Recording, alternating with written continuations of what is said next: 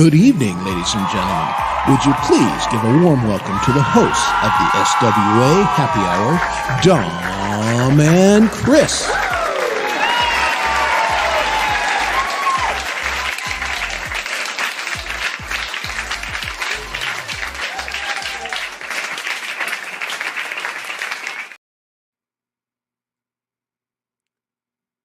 And look, here I am, sans Dom, but we've rectified that, and we'll bring up. I've already ruined it because, but we've got our special guest, which I promoted, and Gary will be joining us here in a minute. But good evening, everybody. How are we doing on a Thursday night? In this, don't hit that button, dummy. On this Thursday night, this third week of July. Man, I don't know about y'all, but summer has gone fast this year, which is good. Did the link not print? Dun, dun, dun, dun. Here's the link. Go, go, go. All right. As I mentioned, we're in my chat this evening since Dom's not here, and it's my turn anyway. So I've put the link in Dom's chat and in my chat. If you're not in my chat, you're in Dom's chat, you're going to be lonely. Come over to the Chris chat where everybody is. But welcome, everybody. It's good to see you all tonight. And again, we've got some good stuff planned. We've got our special guest host tonight. You know him. If you don't know him, you're going to get to know him a little bit more tonight. But the founder and lead camp counselor of Camp G May, everybody say hi to Gary Michael May. Howdy, howdy, Chris. How are you? I'm doing good. How you doing, my friend? Good, good. I want to thank you for inviting me to come hang out with you tonight and absolutely take the Dominator's spot. Appreciate that. Maybe I'll be AI Dom tonight. You never know. Yeah, you kind of got the beard, you got the glasses. You could pass for him a little bit. Get a little bit of a surly attitude, and hate everybody in California, and you're halfway there. Exactly. Yeah, Dom is on record as saying Gary is the only person in California that he knows that he likes. He's like anyone from California. There's only one person. I don't know how many people from California he actually knows, but he knows you and he likes you, so there's that. Yeah. But yeah, indeed, Gary and we had kind of chatted about it, and I knew Dom was going to be in and out this summer, and Pendar has guest hosted with me once, and I'd contacted Gary, I don't know, a month or so ago and said, hey, was this something you'd be interested in doing? And he said, nobody's ever invited me to be on their show. And I was dumbstruck by that. I'm like, are you kidding? Really? Well, only one person. Jade Starr, she interviewed me almost like 2 years ago. Well, there you go. And that was a lot of fun. We all know we've all had the Jade Starr. It's fact. I was very honored to be asked to be on the show with Jade, and it was like, geez, somebody pays attention to some of the stuff I'm doing. This is pretty amazing. Yeah. But she is great at what she does on that. It was a fantastic honor to be on there. I've gone back. I've watched your interview. That was a great interview. And she's just really good in just drawing people out and helping us get to know the artists better. We're going to do a little bit of that tonight because there may be a few people that are, living in a cave with the Taliban or whatever and don't know Gary. And you need to get to go. I spend most every Saturday night hanging out with Gary on his show. So it was only fair he came on a Thursday night and hung out with me on our show. It's just reciprocity. And look, I actually pronounced that word right. Because I don't drink during the week. So that's why. Saturday night, reciprocity, that one might have been a little dicey. There you go. I could sing reciprocity, but I don't think I could probably say it. Well, cool. Well, let's go over and say hi to the chat real quick. Let's just see who has wandered, stumbled, fumbled, bumbled their way in the door. First in was David L. from Live to Fly channel. So he set up the chairs. He filled up the red Solo cups with water. Thank you for doing that. Always appreciate it. Freedom Redbird was second in the door. Good to see her. The real Justine is here. Good to see you. Who else? We got suspects. John Wiggs. You're rounding up the usual suspects. We are. And our friend Camila from Down Under. Good to see you. And good day to you. Yeah. And we've got, speaking of co-hosts, this gal going to be joining you for Country Fest. We'll talk about Country Fest a little bit later tonight. I'm a co-host now. I might be able to win a jammy for a co-host. Yeah, you could give yourself a jammy for co-host because, well, I'm a little nervous being a co-host. Yeah, let's don't get ahead of ourselves. It depends on how you do tonight, but at least you're in the conversation now. Yep, indeed. So good to see Wendy, and I know Wendy will be great for Country Fest. I mean, she literally lives in the country. She knows country. Yeah. So she's going to be fantastic. There's Michael L. Good to see you, Michael. What's this shit? Boy, good question. The usual Thursday night shit. And you're here. So we appreciate that. Our good friend Radenfield Music is here. Yeah, they're awesome. Stopping by. Oh, they are great. I really enjoy. And they're doing a little bit more all the time, working on upgrading their gear a little bit. So that'll be nice. Yeah. Get some more good stuff from them. And I went in actually today. I checked out Live the Flies channel today. Oh yeah, David Ellis. I went and I checked it out. Awesome. Isn't he awesome? And he's a humble guy, humble and modest, and he's just like, well, this is what I'm doing. He's almost embarrassed and like, dude, no, not at all. Really do a great job. You know what I mean? I checked it out only because I found out about him because he comes to Camp Chime here and there, and I just never had time and remembered to go check him out. Right. And then, Valerie signed on to Country Fest. But the thing is, she's not going to be at her normal studio. She's going to be on the road. She's going to be in Sacramento. And she said, Live the Fly, she can borrow his setup. Yeah. So I was like, wow, I got to go check out this Live the Fly dude. And sure enough, I went kind of deep and I saw he played a version of Dead Flowers by the Stones. Oh, yeah. Man, that is really killer. Why isn't this dude up here jamming with us, man? Yeah, I may be timing. It may be, again, he just likes to record and, whatever. But yeah, I'm a big fan. Right? Yeah. I like what he does. And I like his approach to it. I like the way he plays. He's a very good finger picker. And just Rainfield, they are so good. Yeah. I can't wait till they come start jamming, in the festivals and the. Absolutely. Speaking of lovely ladies named Valerie, there she is. Valerie Bott right there. There you go. Lurking until after dinner. Okay. No, I get that. I finished up and I stopped lurking and I went ahead and started the show.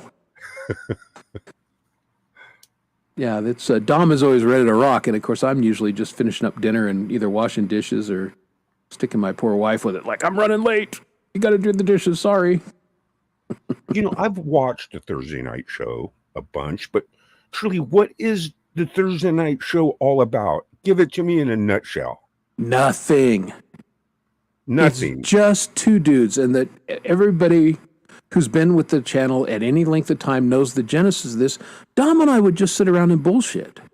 And we'd get on and do a live stream amongst ourselves, and we'd talk for hours. It's like, you know what? We're already doing this. We might as well go live and let everybody else in on it. And it really is that simple. It's like a friendship that started the format. That's exactly it. We were talking anyway, so we might as well just throw it on the interweb. And it's interesting. People have come back to us and said, we really enjoyed just the conversation. It's, real people talking about real things, and we don't get real heavy. We don't talk about politics. We don't talk about religion. It's like we talk about how the guy didn't put the grocery cart back in the stall. Yeah, that's about as heavy a social as we get. Yeah, that's it. Because, there's a lot of real world out here, and this is real world that's not deep on stuff. Right. So, Dom does look different. A lot better, I think. But, that's just me. Good to see old Chad Freeman here. Yeah. Chad Freeman's show was killing me Green on eggs. Tuesday. Green Eggs and Ham, him and Carrie, because they were doing the spin the wheel for bands, and people got on this kick where take the bands, but put Chad's name in it. And we went for hours. Wow. I came up with Chad Company and, the traveling Chad Berries and everybody was throwing out all these names that utilized the Chad Brains. And it was I was laughing for about 2 hours. It was fantastic. They got really good chemistry. They make a great team. Yeah, she's it's a funny. Perfect fit over there, Yes. Yes. Although I'm a little angry with Carrie because they were playing Fleetwood Mac and she chose the song and it was fantastic. It was The Chain, which is one of my favorites. I learned to play along with Fleetwood Mac. I love John McVie. Think he's a great bass player. And she's talking over the bass solo. And I'm like, woman, stop, please. I want to hear John McVie. Yeah, exactly. Don't disrespect the bass players any more than we already are. Okay? Is that too much to ask? No, it's not. Okay. Good. I appreciate you agree with me. All right. There's Robin M. Robin M. is fun to have in chat. Good to see you, Robin. Thank you for joining us tonight. Nice. And Mark's Gas Station. Howdy, folks, to you. Good to see you this evening. All right. Did I miss anybody? I don't think so. If I did, my sincere apologies. And I will try and catch you as we go along. I'll see right at the end there. My good whiskey drinking buddy, Sunshine Archer. So that means pole vault is somewhere in the vicinity. And Ted is also somewhere in the vicinity. And Ted is around, maybe Pearl. You never know with that guy. Indeed. So great having Gary here tonight. And like I said, I hang out with him every Saturday, and I love playing live on his show. If you guys are not aware, Gary has hosted the Camp G-May Saturday night live music stream. It's an open mic. Been doing it for a couple years now. And it is one of the best shows on the internet for this reason. He gets some really talented people, guys that are a lot better than I am. Oh, please. That go on there and play, and we tell jokes, and it's just a really cool environment. Yeah. He runs a great. The people that come and play and the people that come into the chat room is what makes the show. Yeah, and both are really cool, and just some super talented musicians and vocalists. And you never know who could show up too. One night it could be this pack of people, and the next night it can be this pack, and then one day you could see a Robin Cheyenne, you could see a Mamsie Graham, you could see a you just never know. Dominic Terragrossa, Frank Trezza, the list just goes on and on. Absolutely. Yeah, there's some regulars, but man, it rotates every week. Too. Yeah. It seems like, just over like the last year or two, man, people are just up in their game as far as just being committed to their artistry. And it's a beautiful thing to watch and watch all the people progress and all the channels get dialed in. You know? And the new people that come and join the game. That's fun too. Well, exactly. It's always fun. There's a new fella on the show, and he's 3 weeks ago he joined? A guy named Wall Street VH. Wall Street dude, yeah. You want to hear the story on that? Yeah. Ever share because he came out of nowhere. Yeah, check this out. So one day, like a month ago, you know how sometimes when you get online and you go to YouTube and you just hit home and it just kind of shows you everything that's going on, who's live. It only shows you so many. It just gives you like a little window of a few. Yeah, I do that. I saw that he was live, like one person watching or something, because the buzz. You're all in a coffin and no one sees it unless you start going and getting fans. Right. But he's in there and he's jamming. And I go into the chat room and I say something, and Axe and Nacho comes in, and me and him are living it up. Okay. Me and Axe and Nacho were in the audience. Nice. And we were like laughing. We were like, oh my God, this is so great. And then a couple days later, I saw him again, and I said, made a comment and stuff on some of his videos. So while he was live streaming, he likes, after he's jammed, he's like, hey, hold on, G-May, I want to talk to you, And sure enough, it led to a private, and he's playing the festivals. He's coming around on Saturdays. Really Nice. cool dude, man, Yeah. And super, I mean, Nacho, Ax's a great looper. And this guy is like the pinnacle of the loopers I've seen. Because he'll loop 4 and 5 sections. Nacho and Empirism. Yeah, I mean, it just killer good. It's and just again, he's just a different style. Yeah, a little different style. With Nacho's looping, it's getting crazy because he's now looping vocals, he's looping keyboards, he's looping bass, he's looping guitar, and then his lead guitar playing is and then he starts jamming. And then he's got Nacho singing killer fucking harmonies with him. Right. And playing keyboards. Right.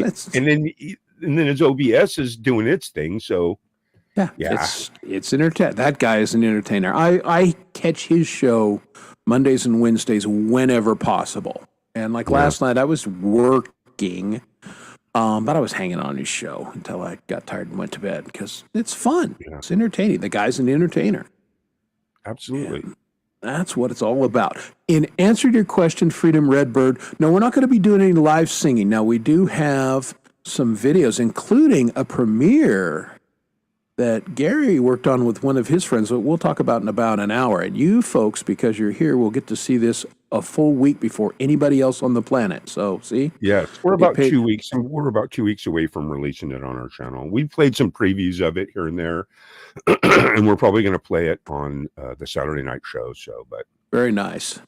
And we will be tonight too, featuring our featured artist this week is someone I'm really a big fan of, and that is Colourful Energy from Canada. Oh man, she's wonderful. Hopefully, now I don't know if she's listening. She sometimes comes to the show, but I haven't seen her lately. But apparently she had caught the old Wuhan flu there and was feeling a little under the weather and was having some complications in her recovery. So she hasn't been around as much. We wish Colourful Energy nothing but the best and a speedy recovery because she is a delight. And she has family here in Colorado. She comes and visits Colorado every once in a while. Yeah. Well, you got to remember too, it was about 3 years ago or 2 years ago that I met Colourful, and it's when I was just started making Groove Trek.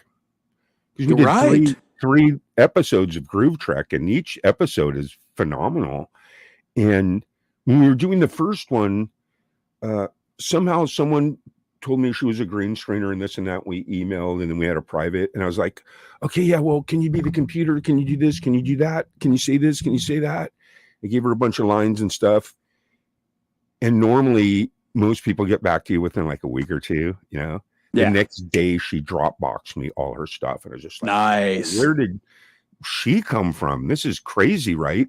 And then boom, we started creating, and it was just like, we probably have done at least 20 or 25, 30 privates where we're working on stuff and we're saying, you do this, you do that. And she would dress up in costume. She plays the Sun Queen. She plays the computer Mary Jane, which had a spin-off channel. Did you know that? No, I didn't know that. Yeah, she has a spin-off from Groove Trek called Mary Jane. And it's just Mary Jane. You go YouTube Mary Jane, and she's got really cool videos, man, on her Mary Jane channel. Well, she's really talented with that stuff. Camila, thank you. That's Colourful Energy's link right there. It's also in the description of the show. And I'm a big fan of hers. A big fan of her music and her acting. And her and I chatted one time, and she's really a fan, like I am, of old movies, especially silent movies and Charlie Chaplin. Did you see that one she did where... Amazing. Where it was like an old-time movie? We the may play movement. that I tonight. forget what it Yeah. was called, but it's still, you still remember it because it's so good. Oh, it was so You know what I well mean? done. And it really channeled Charlie Chaplin, which is why I contacted her and I said, I think you're really a fan and a student of this. And she said, I absolutely am. And I said, you could just see it. It was so well done. So Yeah. that's our featured artist tonight. So we got Sweet. kind of a bonus. We'll have a few of Gary's things and we'll have Colorful Energy. So you don't get Wow. the live singy sing, but you get some Yeah. entertainment and not just two old guys talking about stuff. And too, Chris, she's collabing with a lot of really cool people too. Oh yeah. Which we all know is the ticket. That's how it works. That's how you collab. That's Well, yeah, you just rubbing it shoulders, exposes you to a lot of different audiences, and it's just fun. I've Yeah. done. I'm not a huge collab person, but I've done some, and obviously with Dom, done some with Lori, Hugh Caldwell, and I always have a good time. It's fun to do. Yeah, absolutely. If we might even be picking up another episode of Groove Trek down the road, you know. And what's nice is Colorful Energy is there for you, you know, and she does such great work. And you know, when you get together in those production meetings, you know, I must have through Groove Trek, I must have got through, you know, went through like maybe 15 or 20 people where you have privates with them and you're like, okay, you do this, you do that. And I'd say the average of people getting it done after you say this, you're going to do this and that, is about 2 weeks. Hers are like the next day. It's like when you get off the phone, she's on it. She's just dialing it in. So yeah, wait to see what you play. You have some stuff picked out to play. I do. We'll go ahead. Michael has already asked for it, so yeah, I've got one queued up right now, and we're going to do. For those who may or may not know, she does some electronic music, which is fantastic. She's really gotten into metal, and she does a collab. She is broad, and this is one of her electronic pieces, which I really dig. And I'll say this. What I know about electronic music is nada. I don't know jack. Other than a lot of it, I go, I don't get it. When I listen to her music, though, I think, oh, this is fantastic. If this is what this sounds like, then this is a cool style of music, and she's really good at it. So this one is called Mirage, and this is an original from Colourful Energy, everybody.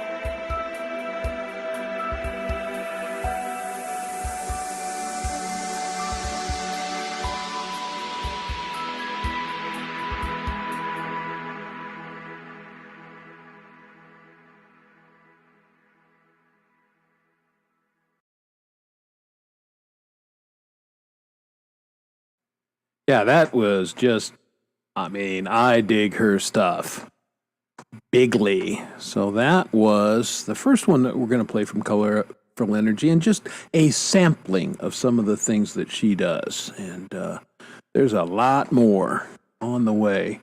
And I see that the actual Dom Father is in chat. Is he? Yes. So he's I mean, probably he's laying in bed because his kids wore his old butt out.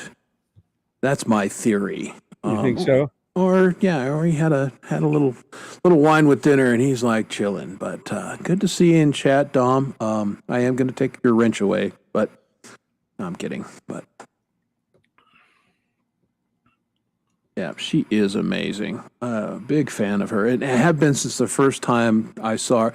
And it was one of those things where I saw her music on Metalhead Hippie, and then I started hanging out on Gary's channel and started watching his groove track videos, and I'm like, oh wait, that's that same person. And I'm like, oh She is wow, a pleasure to work with, man. yeah, She's, very cool. Everyone that's worked with her knows that how prompt and efficient and artistic and motivated she is, you know. Absolutely. So yeah, and she has a very nice voice. She doesn't sing that often, but when she does, she's got chops. She played 4 or 5 different characters in the whole Groove Trek series. Yeah, that is fun. You probably need to take a second and explain what Groove Trek is to some of our newer viewers or people that don't know you well. It was a group of excuse me. It was a pack of about 5 or 6 people that we all kind of got together and started having these private sessions Monday through Friday. People just pop in, and we decided that we wanted to be the first jam room in space. And we kind of wanted to do like a Star Trek parody, you know. So me and let's see, Dragon Cell Puppets, Greg Hester, I See Monkeys, both of them phenomenal channels. Mamsie Graham, Colourful Energy, Bo Star, a couple other, MV Giant. The list just goes on and on. There's like maybe 8 or 9, 10 really cool artists. And we made 3 episodes, you know, and I was like the executive producer because like I would kind of coordinate everything, and we just have think tanks and we'd write the stuff. Everybody would film their parts and they'd send it to me, put it all together. And then what we did is we just said, hey, it deserves its own channel. So he gave it its own channel. So that's the Groove Trek story in a nutshell. Yeah, and go find Groove Trek because it's fun. It is. If you're Dom and I are sci-fi fans, you know, he's way more into Star Trek. I mean, I'm a bigger Star Trek than Star Wars fan. And so little parodies of Star Trek, it's fun. It was a lot of fun. Well, I'm gonna blow your mind a little bit here because we actually started the next episode. And me and Colourful we did all the templates. We got everything set. And then, you know, kind of between a bunch of people's, of the artists' real life kind of got in the way. You know how it is. Yeah.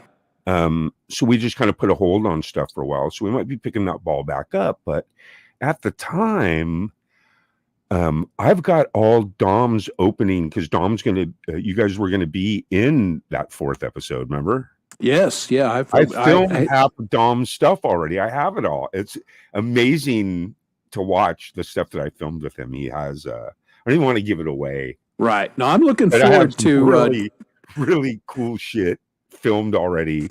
And we got like a quarter of the episode almost done. So we'll pick the ball back up soon. And yeah, I'm looking forward to actually being a little part of that and playing my little role. Right. But you know just as well as I do, between making music videos, we got jammies, we got open mics, we got a lot of stuff going on and stuff. And I'm, you know, thinking that Groove Trek's probably something that definitely down the road will get picked back up and we'll finish that 4th episode, you know. Yeah, for sure. That's going to be good. But in the meantime, let's talk about festivals a little bit. You have as kind of an extension of your Saturday open mic show, have started Yes. putting on these fests. And tell everybody a little bit about your fests. Well, I mean, it just kind of started. I mean, you hosted the very first one that we had that was Stoner Fest. Yeah. And all that really came about is, hey, look, every Saturday night, the open mic jam, what it's basically for is it's for people to come and just jam. There's no politics, there's no religion, it's just all pure artistry. It's just come on up, whether Play you're music. a cappella, whether you're singing to a track, whether you're playing the keyboards, whether you're playing a kazoo, whether you're playing the bass, it doesn't matter. Come up and jam with us. And then, the first year of my open mic, it was a complete failure because I let people come up that don't have interfaces. Yeah. So then the second time around, it was like, hey, man, only come up if, you have an interface, because that's just how it is, man. And then that turned into, a 12 pack of people that, hey, man, it's getting kind of good. Let's all just get together and us 12 just go 20-minute sets, And since Stoner Fest was born, and I remember at the time, your audio was jacked. You wanted to play Stoner Fest so fucking bad. Yeah. And it was, and we could not figure out what was going on with you. There was crackling and there was it was internet. I did not have enough bandwidth. That was it. Yeah, and I that's upgraded right. my internet, and that solved the problems. And I'm all, Chris, and I still think, man, you want to jam me for co-host because of Stoner Fest, Chris. You have to admit, straight out of bud, just getting pounded, and we were just burning weed, and it was just fun. Colas flying in the wind. That was a good time. There's a place in Stoner Fest, just and then with the first one, and it was very successful. People played great. You had a big audience, and people dug it to the point where the concept is rolled on. And I'll play the promo for Country Fest here in a little bit, because Country Fest is going to be off the hook. Probably the most artists that have ever jammed on one of these shows, if I'm not mistaken. I think your count is either right there with Funk Fest or slightly over now. Yes. And, so that's the whole thing behind the festivals is, hey, every 6 weeks, 7 weeks on a Saturday night, instead of having an open mic, let's have a festival, and let's have it with all the people that are really trying to kick some ass. Well, and it is fun because it's a different, when you play on a Saturday, you have a song, you play your song, and then you listen to everybody else play, and you can think about, what am I going to do next? Well, you got to have a 20-minute set, and you better be on your game. And right, because and then that makes you, because it's live and because it's on a little bit of a platform, and you get that 20-minute set. Yeah, it definitely, because like, hey, look, everyone that played Funk Fest, no doubt, kicked ass. That was beyond good. Imaginable, where artist after artist, I was just going, wow, man, what's going on here, man? This is fucking badass, right? Mm-hmm. But there's a day, no one saw that coming. You know what I mean? No. And then she's just boom. She's just high and tight, and you're just like, your jaw's dropping. There's moments that you remember from all the festivals, which is starting to become really cool, Yeah, so indeed. It's going to be fun to see who, kick some ass at Country Fest. It's going to be good. Hey, we got to say hi to some new people who've joined us. Charlie Gabaldon, good to see you. And our friends from the UK, Hugh Caldwell, mozzarella, good to see you. And then Mr. Smith. So good to see you, Schmitty. When Schmidt comes on with Jade Starr, he gets a little, I'm not going to do that. I'm just going to give you this, Mr. Smith. There's your symbol for me. Good to see you, man. And Liz Day brought the house down. Zero doubt about it. It was crazy. Now, I knew a little bit about her before. I'd seen her a little bit. Again, Jade gave up her spot to spotlight Liz Day. Right. And I know a little bit about her from Jade, and I'd been on her channel a little bit. And I thought, this could be good. But I was blown Yeah. away. That was so pro. It was Absolutely. really nice. So, We've been emailing each other too. She's telling me what's going on with her, and she even sent in a video for the MVMs. So that was kind of cool. And the video she nice. sent me, I'd never seen it before, and when I watched it, I was like, wow, man, she is just so talented, man. Even with the editing and everything. Oh yeah, no, she's just the total package. Great musician, great songwriter. Her videos are compelling, must watch. So yeah, I'm a big fan, and an interesting person in a dual citizen.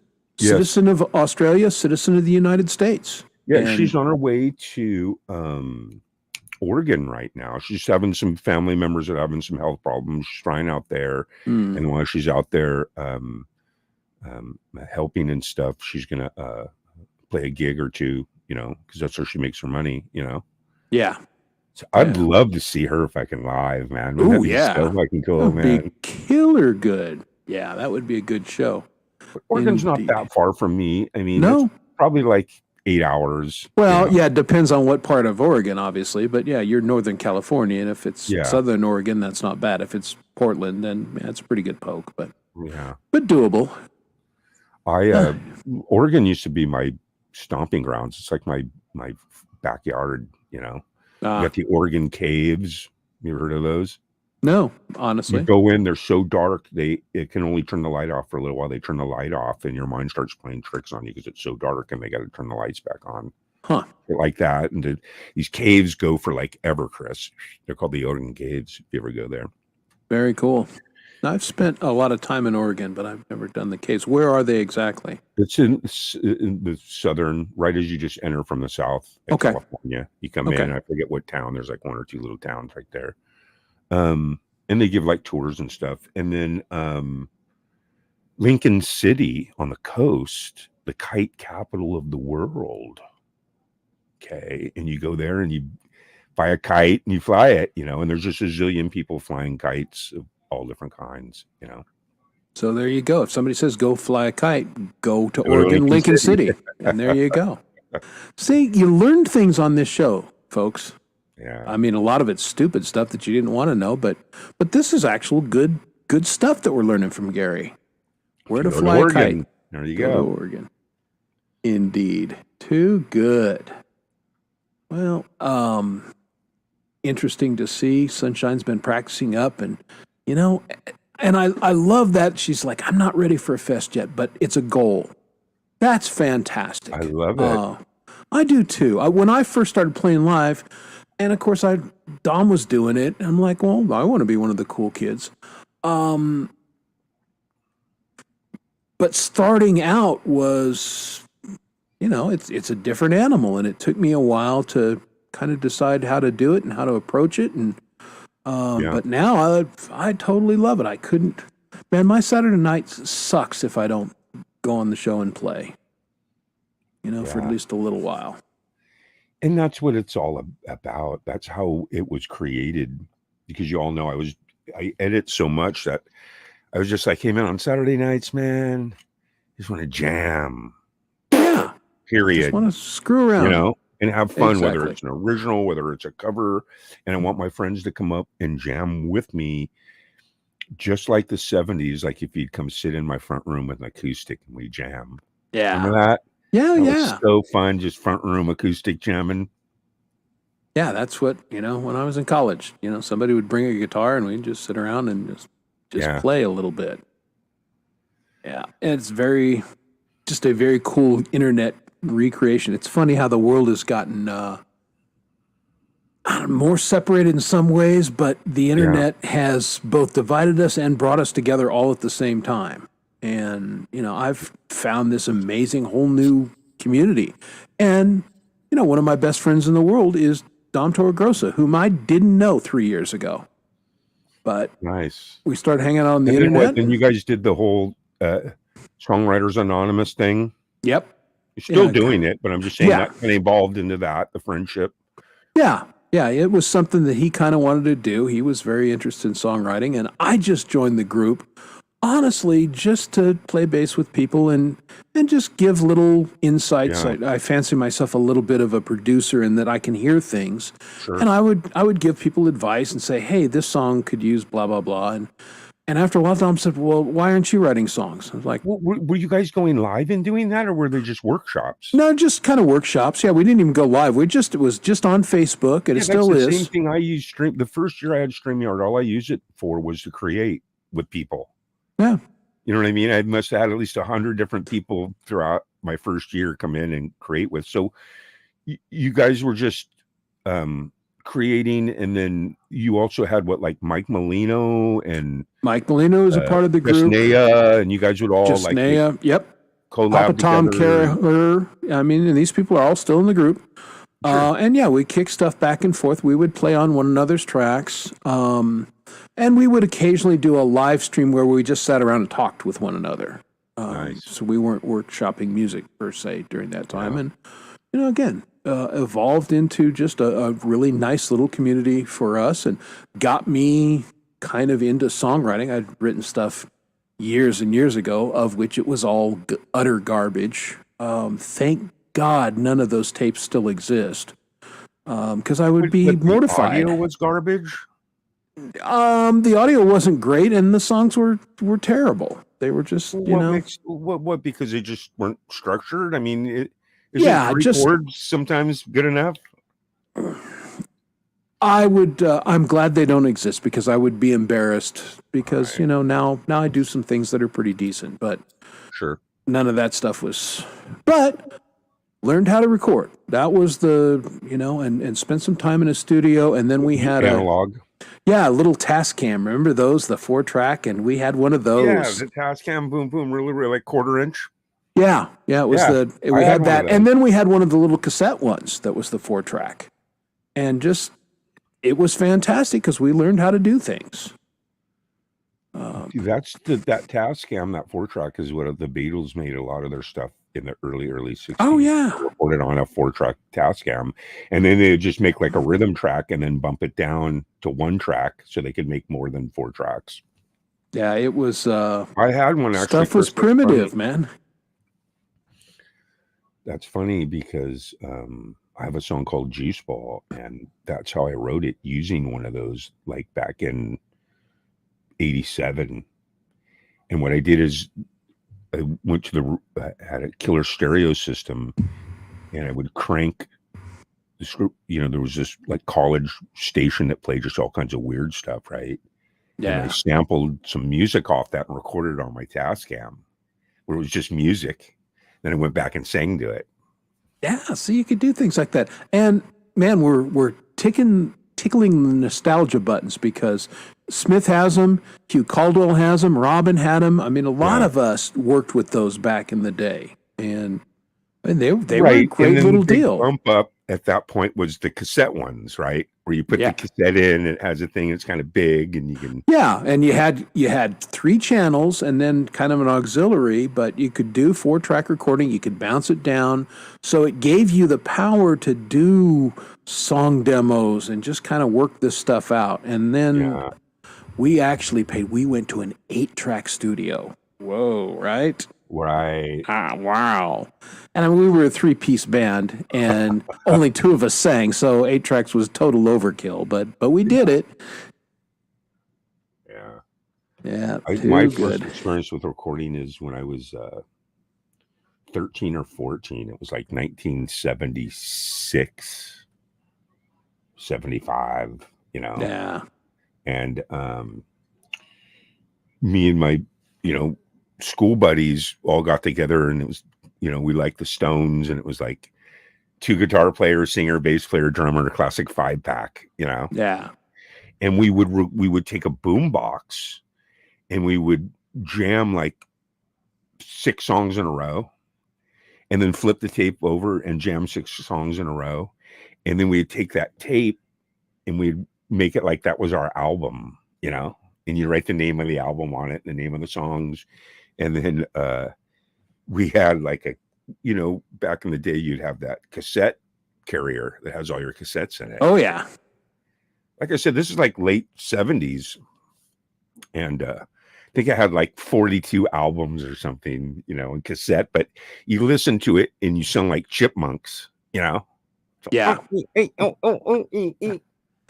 Little crude. Well, that's why I don't have any of my stuff anymore, because I had the cassette, and it was in my garage for years and years and years. And Yeah. I was cleaning the garage one of the times, and I looked in it and I went, these are all the old cassettes that I used to keep in my car. I don't have that car. I don't have a cassette player. Why am I keeping this Right. crap? And I threw it out. But the Tascam masters were in there as well. So they just gone. Not, and I didn't have the Tascam anymore, so I don't know that I could have done anything with them anyway. But yeah, I'm not sorry those don't exist anymore. I had a couple reels of my old Tascams, and I actually took them to a place to try to get the guy to convert them. And he was like, "Well, I don't even want to put it through my thing because it'll eat it up, unpeel it or something." He was saying. Yeah. If they weren't stored properly, that oxide would come right off the tape, and then the guy would spend a week cleaning his machine, and something like that. Yeah, so I was like, all right. That's right. That's who he is, Wendy. Get a clue. That's who he is. Nice. Yeah, nicely, Dom. I wonder what Dom's drinking right now.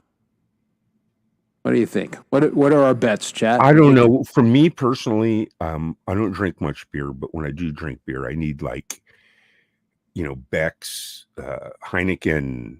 I need to import. Not to be a snob or anything, but I'm just saying I need.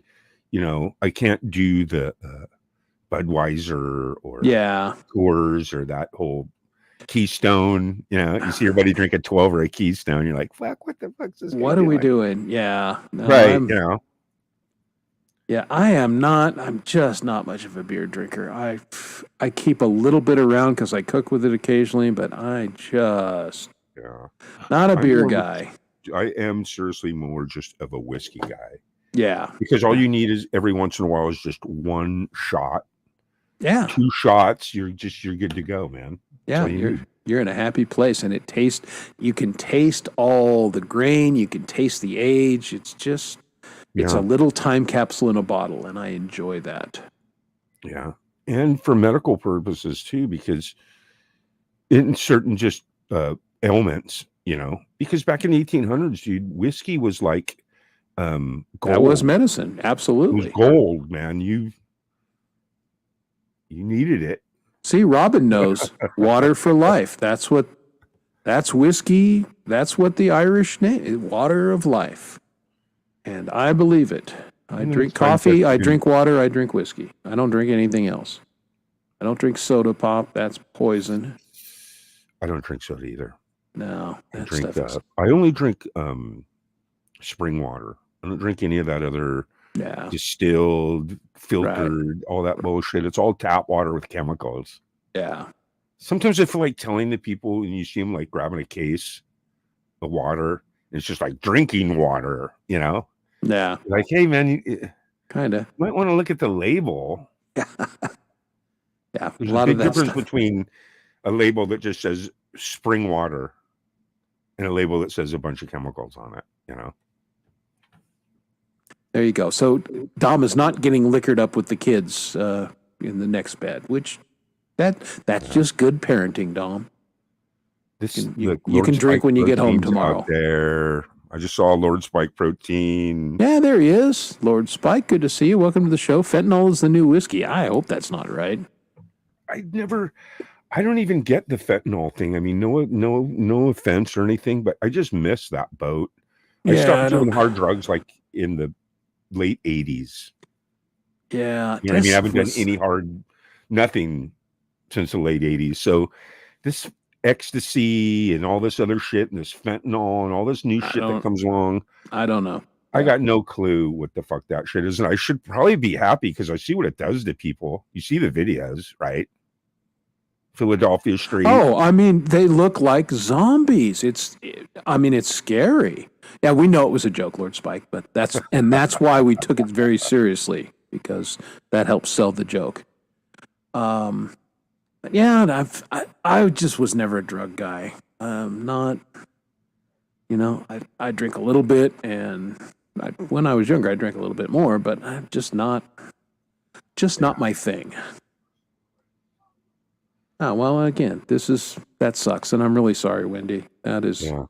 and that's what's scary about that drug is it just doesn't take much to really hurt people. And it comes in, I mean, there are medical uses for it, but not in the way that's coming in now. I probably got to research because I actually don't even know anything about it. Only because, you hear about it a lot here and there, but it's a big crisis, Well, that's it. I'm just, and bluntly, a little willfully ignorant. I know it exists. I know it's a problem, but I don't know the chemical family it's in. I don't know what it does to the body other than makes you a walking zombie unless it kills you. Most of my friends were all taken out by meth. Yeah, I'm in my 60s, so I got at least 15 really good friends throughout the years where either they died or they rehabilitated or they went to jail. It's like the only three.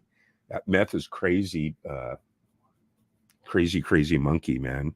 Yeah, no, that's bad stuff. Yeah, we've had a little family member with experience for that. Drugs are bad. I think we can all agree on that. Drugs are bad, okay? Right.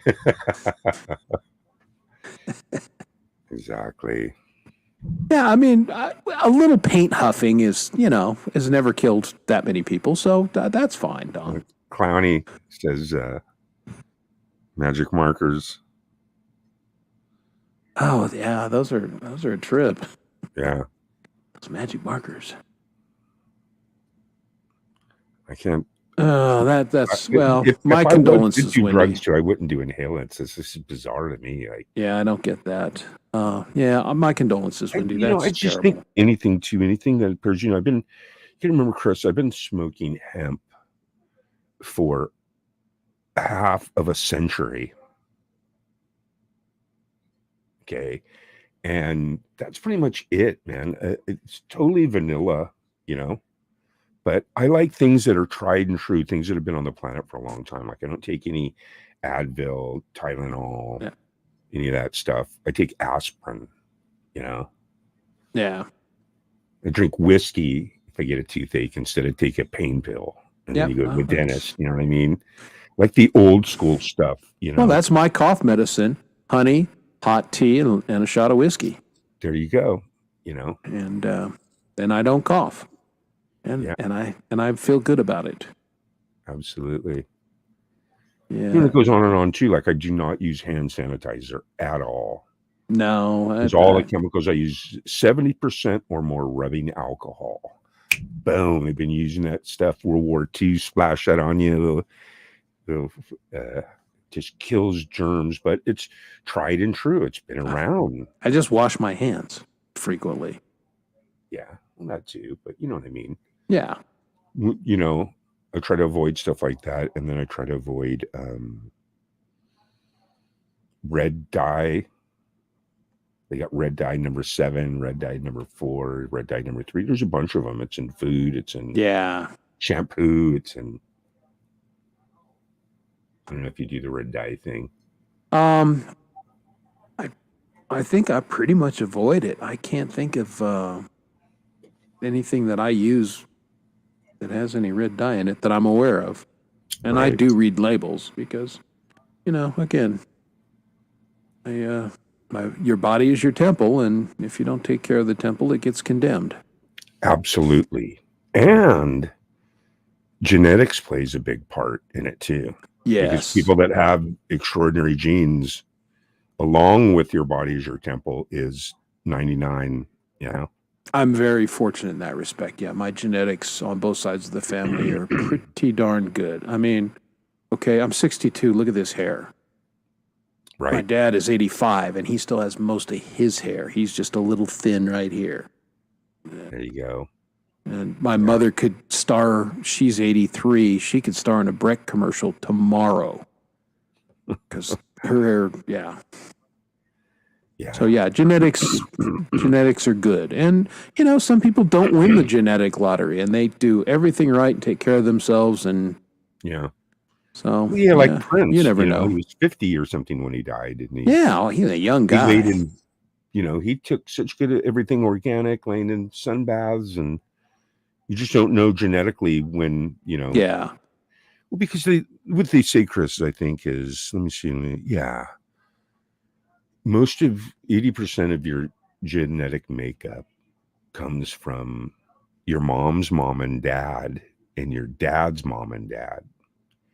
It goes Yeah. every other generation. That's why there's a really strong grandparent connection with Yeah. grandchildren. Because like I said, Chris, your mom and dad's dad, your mom's mom and dad, and your dad's mom and dad makes up your genetics, 80% of them. So it's not really like your mom and your dad. Yeah. It's their parents. But Yeah. And that's, well, my grandmother on my mother's side lived to be just shy of 100. wow. My dad's mom died of lung cancer. She smoked her entire life like a chimney, and she Wow. still was 83. Yeah, that's really good genes. So, yeah, I'm again pretty fortunate. Now, my For grandfather smoking, yeah. on my mom's side died in his mid 60s. Primarily because they made him retire and he didn't know what to do with himself. So he sat home and watched the Cubs and drank beer and just died. My Yeah. dad's father, again, died of cancer eventually, but he was, in his early 80s when he did. And he had tuberculosis.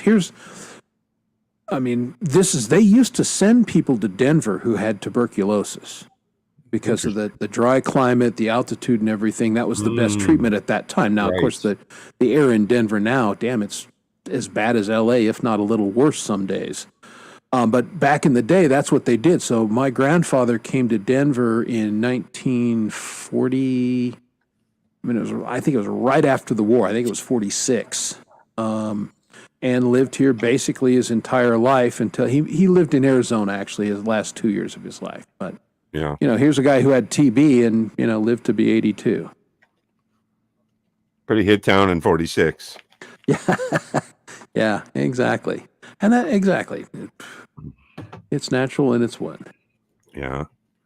You see William Shatner looks really good for 93. I Oh, saw it's him pretty on a talk impressive. show, and he's Yeah. actually 93 on the talk show. And it's crazy.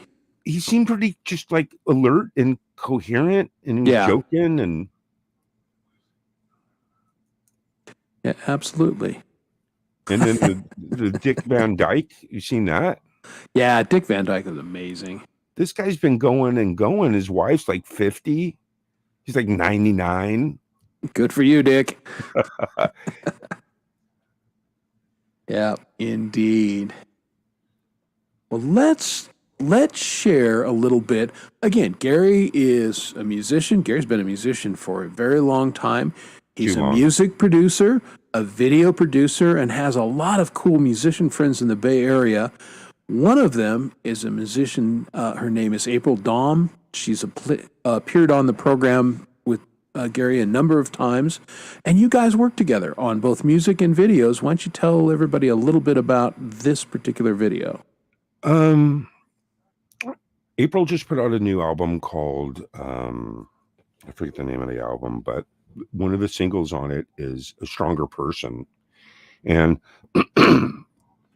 I've done a bunch of videos for her. I've done a bunch of live ones where I've gone and filmed her, and then we started making actual videos together. And this is like the third one, and it's a really cool video. It is a stronger person, and the setting is, I don't know if you heard of Santa Cruz, California. Of course, I've been there. Okay. We live like maybe 20 minutes from the Santa Cruz Beach Boardwalk. So okay, it really symbolically meant a lot to us to just kind of incorporate that in the video. And it's all about just being strong and having adversity to overcome anything that you need to overcome. You can do it. You can become a stronger person by overcoming it. So that's what it's all about. And I'm not finished with it yet. I'm almost done. And then we're going to release it in a couple weeks. So I only played it once or twice here and there for people. So there's a good possibility. All right, here's not have seen it. So here we go. You're in for a treat.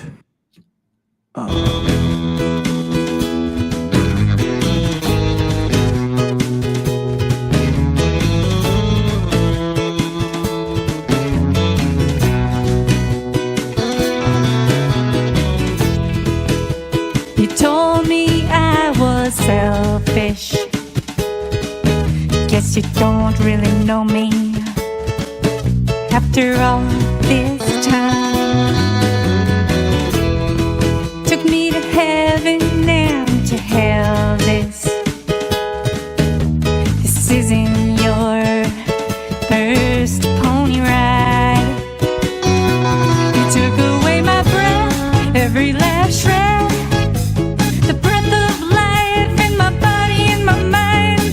You took my time and my attention, and you still don't recognize my true intention. Seems like I'm losing you. Everything we've been through, you just created a diversion.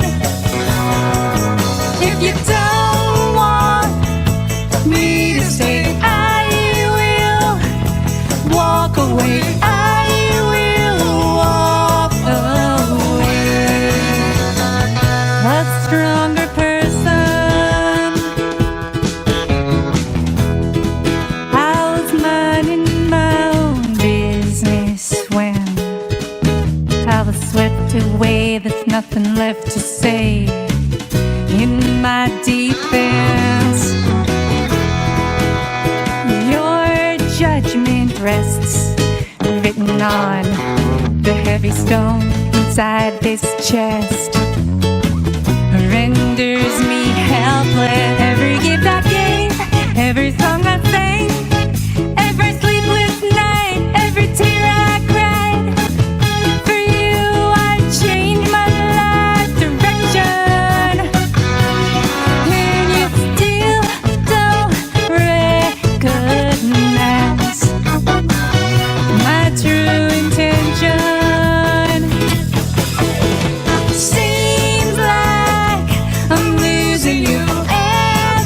Everything we've been through, you just created a diversion.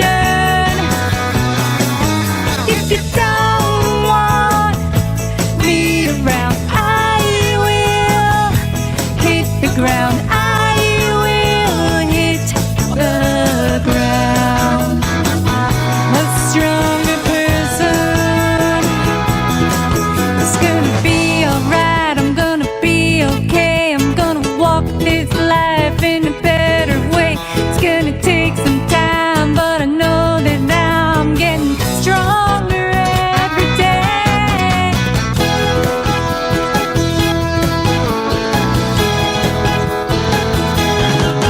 So it seems like I'm losing you. Everything we've been through, you just created a diversion. If you don't want me to stay, I will walk away. I will walk away. A stronger person. I will walk away. A stronger person.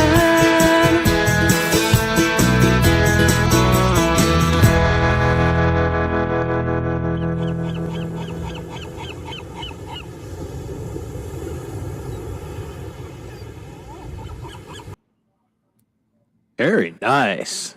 And April's getting lots of big love. And I'm sure you guys noticed that was our own Gary there on bass and keyboards and did some guitar work. And so, yeah, nice partnership. And yeah, that's just a good song. Yeah. It was recorded in Campbell, California at Robert Berry Studios.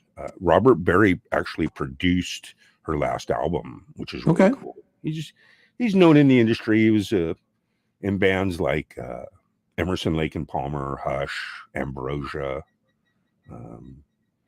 He's a touring bass player for Greg Kinn right now, and Okay. he's just a phenomenal musician, phenomenal producer. you know? Cool. So I actually worked for Greg Kinn once. Roadied for him on a show. Yeah. sweet. Yeah. Back in the day. It was the 80s, early. Yeah. 82, I think it was. So very nice. That was Lord definitely Spike. back in the day. Yeah. Thanks for slinging links. Appreciate you. And we got to say hi to Gary Hubbs, Hubs in the house, baby. who will be wrecking it this Friday, as he does every Friday on the Friday House Wrecker.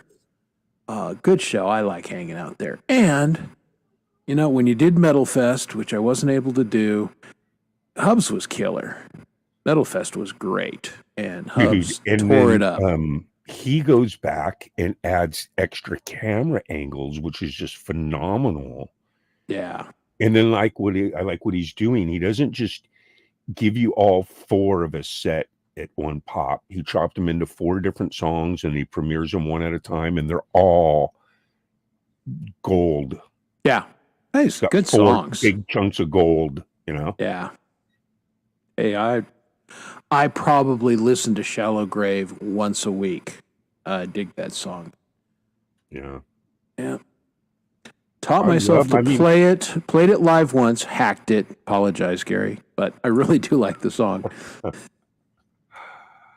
I can play it better now, but yeah, I tried it once live and it wasn't great. Let's just say Gary plays his own song a lot better than I do, as you would expect.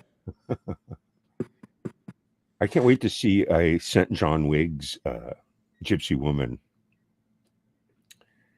Yeah, that's cool. to- And to we'll sing probably to. I sent him the rhythm track, you know? all right. Well, we will do that video at So I some can't point wait to tonight see too. what he does with that. No, that's going to be good. 'Cause, yeah, that's a good song, and we'll probably do the video for that one at some point tonight, in case people haven't heard that one before. Because that's one of my faves that you have done. I just like that song.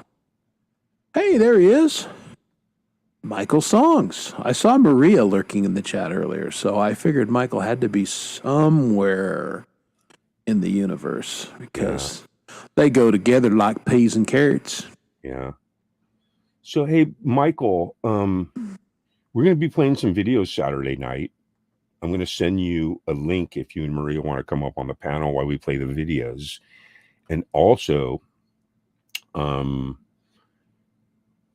want you to email me a link to one of your original videos. I was going to just, someone said Fulton Ridge to play that one. So, but I wanted to give you the opportunity to send me the link to whatever video you want me to play Saturday night, because we're playing videos Saturday night, Chris.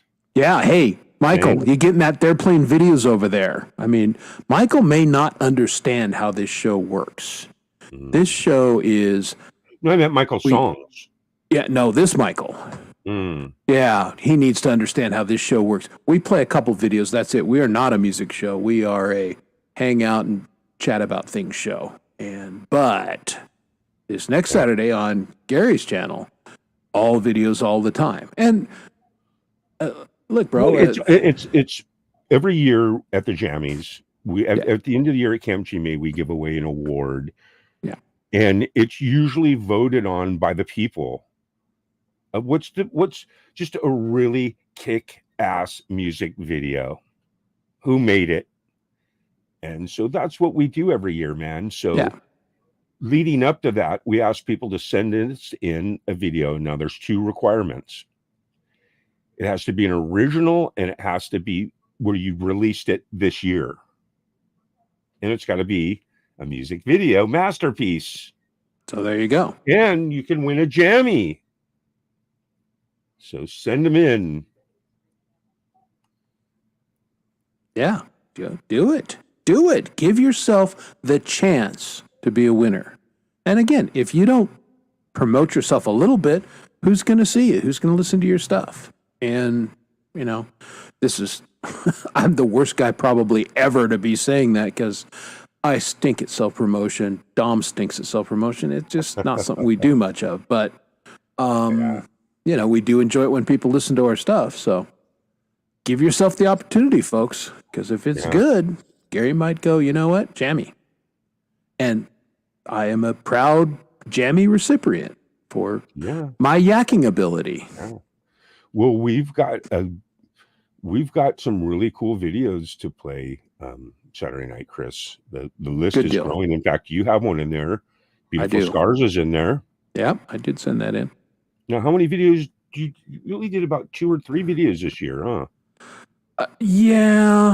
I've got one. I'm working on one other one, and again, I tapped my buddy Pendar, and she's helping me with it. Nice. And that's for Stronger, the song that I did for Russ 8889's Cancer album. And I dig the song. I've played it live on your show a couple times, but I never did get the video done. And so I finally said, Pendar, I got to phone a friend. Let's help me with this. And so she's been working on it, and she said she'll probably deliver her part of it sometime in the next week or so. And I can finish up my part, and then I'll have one more this year. Sure. That's awesome. But then I'm going to get busy on Country Fest. Seriously inspired me. I've written 3 country songs. Wow. Just because I'll play 2 of them on the show. But yeah, it just kind of pumped me up to do a little more country. Wow. And I think that's probably the good thing about is just when you get on these kind of programs, you get inspired. You listen to other people and you go, oh, that's cool. I'd like to do that. Yeah. Everything is on track. Country Fest is going to be phenomenal. We're up to 26 artists right now, Chris. No, that's fantastic. 26. Yeah. I can't wait to see the show, and it's going to be fantastic. Matter of fact, let's play the promo for Country Fest, folks. So if you're not sure what we're talking about, or even if you do, but maybe you haven't seen the promo yet, and of course I make that big build up, and then I got to find it. There it is. Country Fest, everybody.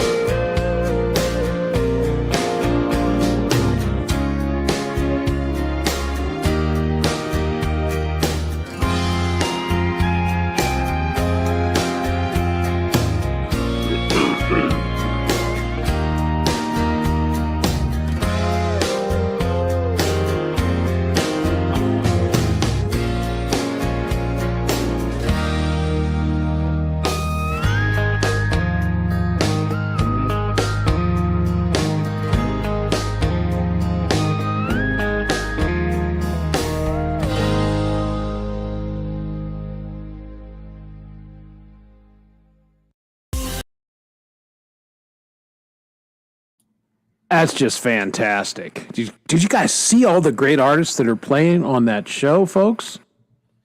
Crazy. That was a fun video to make. Yeah, that looks good. You know, That's the another one. video I probably have coming out next year with Sue Clayton, the soundtrack that I use there. Okay, nice. Cowboy Town. You might have heard me play Cowboy Town every once in a while. Yeah, every once in a while. Yeah, When indeed. remember Sue would come in the room and play Cowboy Town? Yep. Oh, that was good. You know what? The guy I kind of miss, and it's a shame that he's not around currently, who'd be great for Country Fest. Pinch. Well, that's funny that you say that because I have Pinch's phone number. We text each other. Okay. How's he doing? He's doing good. Just moved to a new town and started a new job because he was. See, what happened was he was going to nursing school. Right.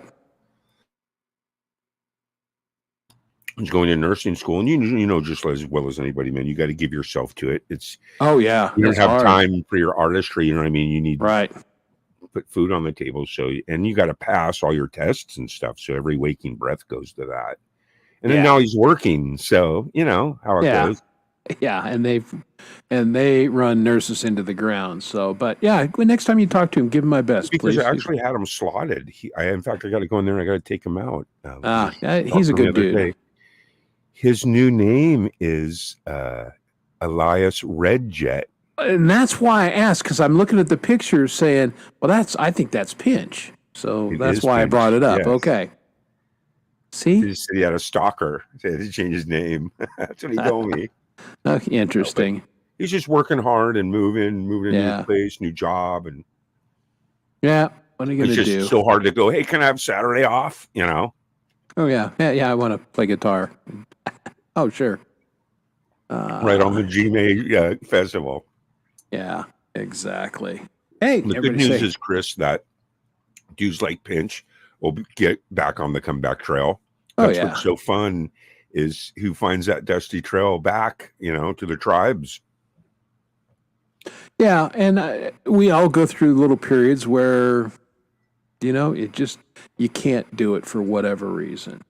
It's just I'm in a good place that I can do this kind of stuff. Right, because there's so many elements that go into it. You got to be in the right place physically, financially, mentally, all that stuff. Yeah, health.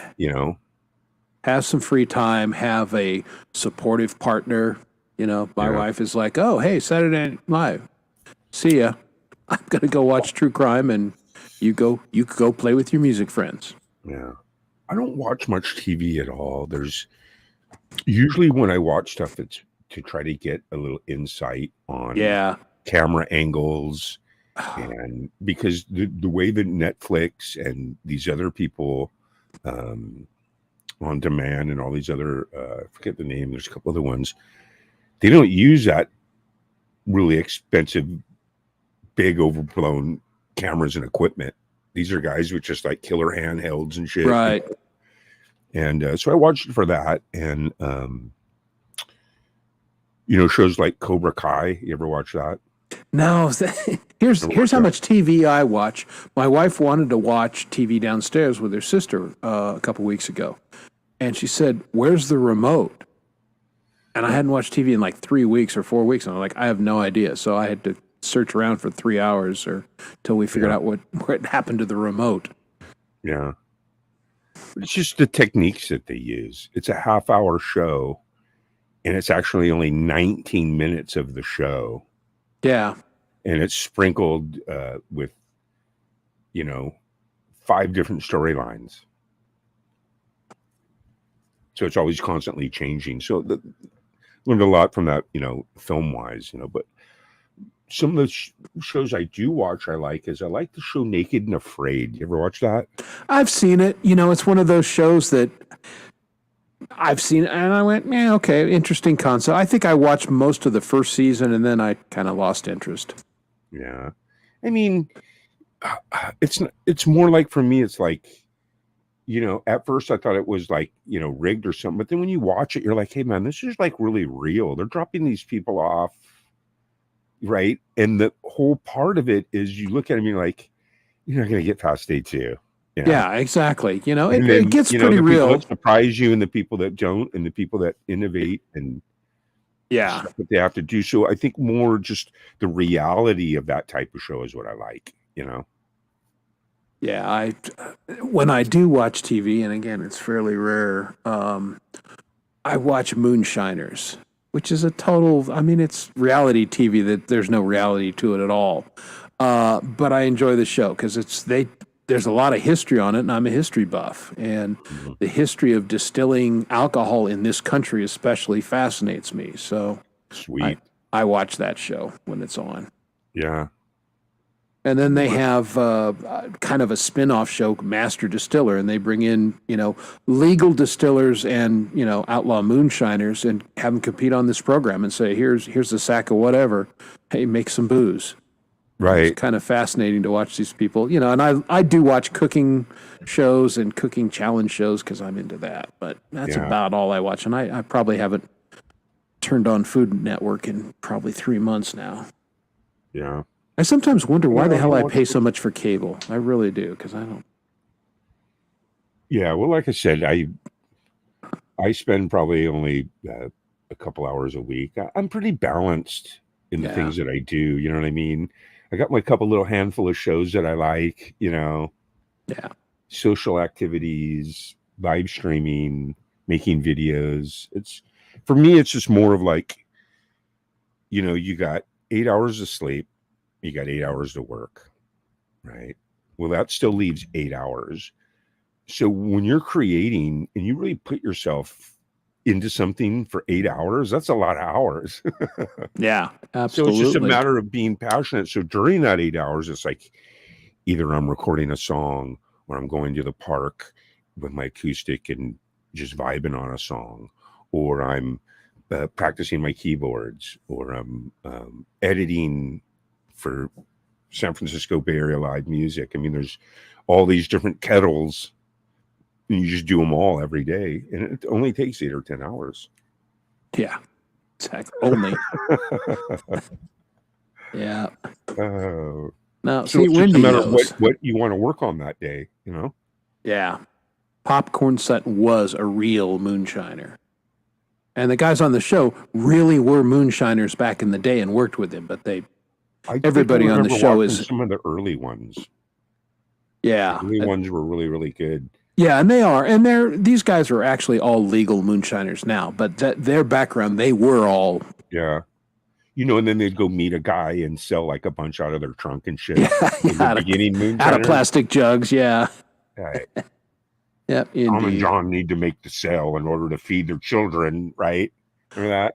Well, I watched and moonshiners a little bit in the beginning. and absolutely, and history-wise, that is accurate.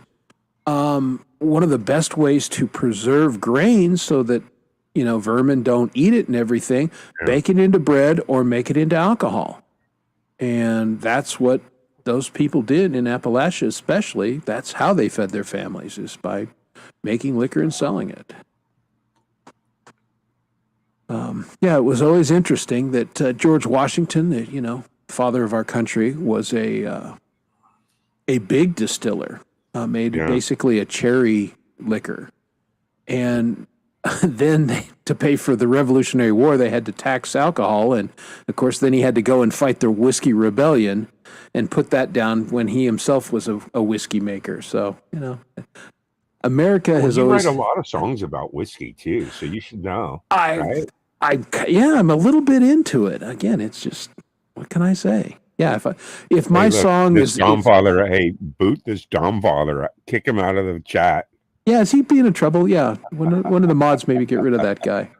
Oh, that's too funny, man. Oh, you're too good, Dom. Oh, interactive. Yeah, yeah, I bet.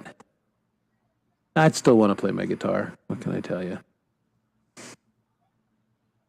So you watch any NFL football? No, I played football. Even played a year of college football. Coached it for years. My son won a state championship, and I don't watch the NFL at all. I'm just, and yeah, I mean, I have a number of reasons for that. Last year, No, Taylor nothing. Swift Bowl. No, don't care. I just don't. And I was a huge Denver Bronco fan, but I don't care. I haven't seen the Denver Broncos play in 6 years, 7 years. Yeah. And just because I got tired of the NFL, their bullshit. I mean, they're on the wrong side of everything, you know? They had rapists and murderers and wife beaters and all this kind of stuff. And that was okay, but they couldn't smoke marijuana. That's going to get you suspended for a year. And, you know, then they do all this patriotic stuff, and it turns out the military was paying them to do it. And I thought, you know what? I don't need to spend my time watching this phony product. Yeah. So I don't. I do watch professional hockey still, but that's about it. Nice. I don't live that far from Shark Stadium. Yeah, no, you would, yeah. San Jose Sharks. Oh, yeah. Our Been to nemesis one for a San while. Jose Shark game. Really? Yeah, see, Only I one, like yeah. I like hockey. I'm Again, not a big hockey fan. I had some good friends of mine in the 80s that really good friends of mine, and they used to go play a game called broom ball. I don't know if you remember that. yeah, I do actually. And they were like into it. They got like a bus, drove like all over, you know, playing broom ball. Yeah. When broom ball was like at its height, you know. Yeah, when it was a thing. Yeah. And, you know, these things come and go. Broom ball, pickleball now is hot, you know, and then in 4 more years, nobody will care about pickleball. And racquetball was big. Remember racquetball? Everybody used to play racquetball. Yeah. Then you get done with it. But, yeah, I mean, I like, again, I coached for years. I played hockey. I coached hockey, football. I did it all. Enjoyed it, but now, yeah. What's gambling like in Colorado? Do they have casinos? Do they have Indian? Yeah, they have limited stakes casinos, which again, it was one of those things. Limited stakes casinos. So it's that sure sounds nice and fancy, doesn't it? Yeah, it doesn't sound nice, and it ruined 2 historical towns. You don't have to spend much. Yeah. We're going to take all your money just in smaller increments.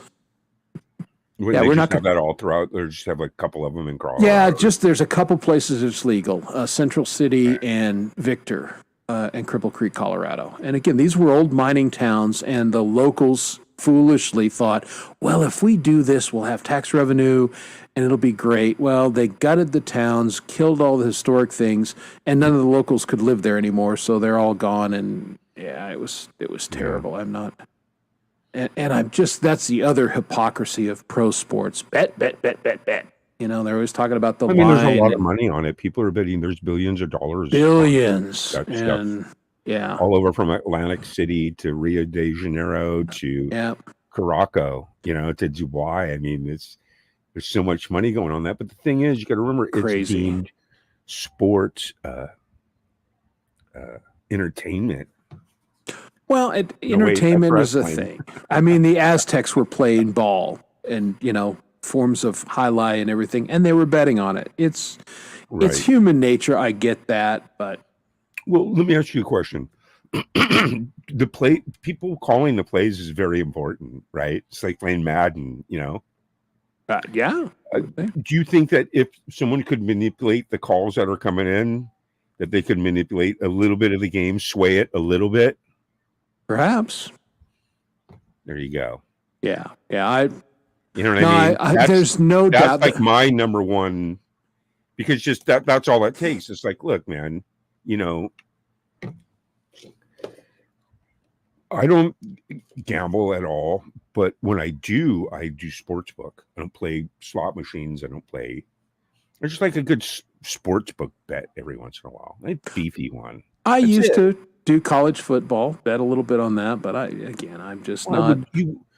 Out here, what you do is you go to Vegas or you go to Reno. And yeah, Reno of was course. Really cool. Reno was always better than Vegas. Have you ever been to Reno?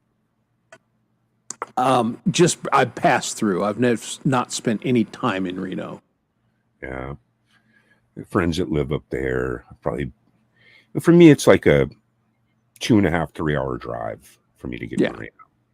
You know? Yeah. And then you got to go in the summer. You got to go up over Donner Pass. Yeah, in the winter, gets a little dicier. But Reno is so cool because it still hasn't at all been corrupted by big corporations. Yeah, that's Just like nice. over Vegas, you know what I mean? No, it looks like it was a nice little town. We were talking about doing one of our conventions there, and they decided to move it to the Midwest. But I was looking forward to going, honestly. Yeah.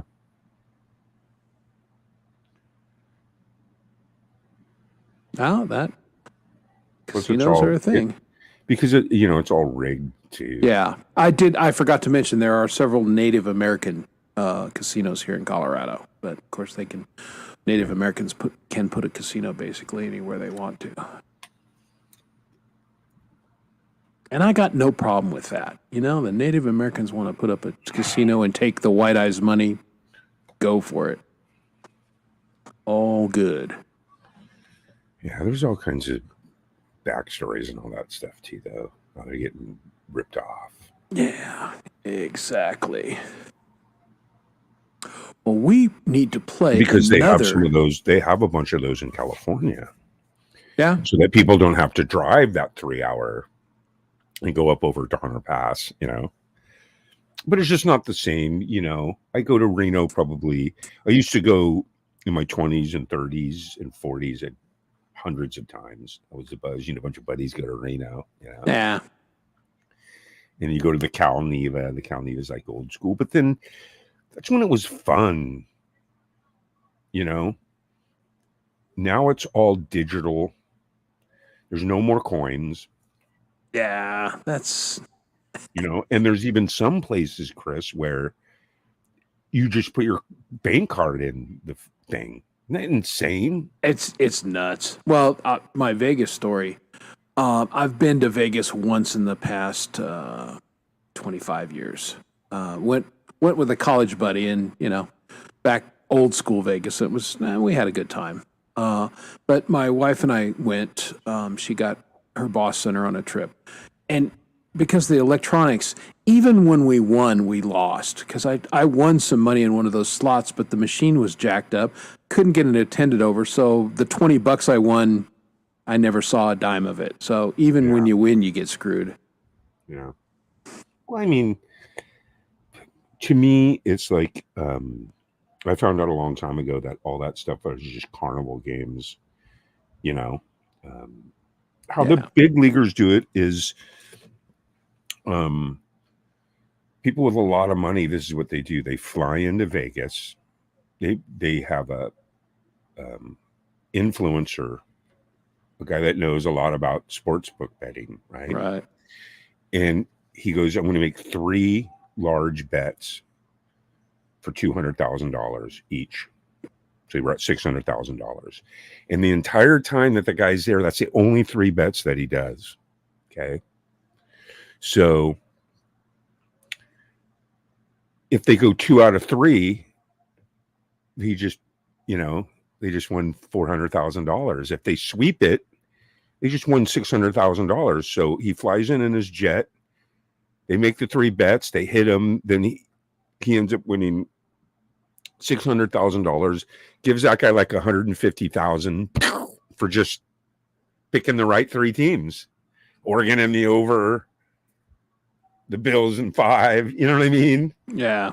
You push this streamer through. And so, but the point is, Chris, that it's all about propositions. A bet is a proposition. So what they want to do is they want people to play a million gazillion propositions. So the slot machine is just a million times you're saying, here's $1, proposition.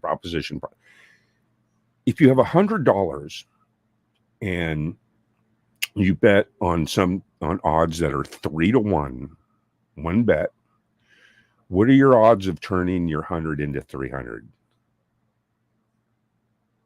We don't do math on this show. Well, 3 to 1. $100, 3 to 1. You just won $300, one bet. 3 to 1, $100. But what they get people to do is they get people to take that $100 and do it on 10 hands of blackjack for $10. See what I'm saying? They bust it up into 10 props. Yeah. And then what ends up happening is your odds now of turning your 100 into 300 are 30 to 1. Right. Yeah, you just So extend less it is out. more. You know what I mean? Yeah. So that's kind of always been my philosophy whenever I go to those places. I don't play all that other bullshit. I go there when I went there and I think about like $500 or something. I'm like, okay, I'm just gonna put to gamble with, right?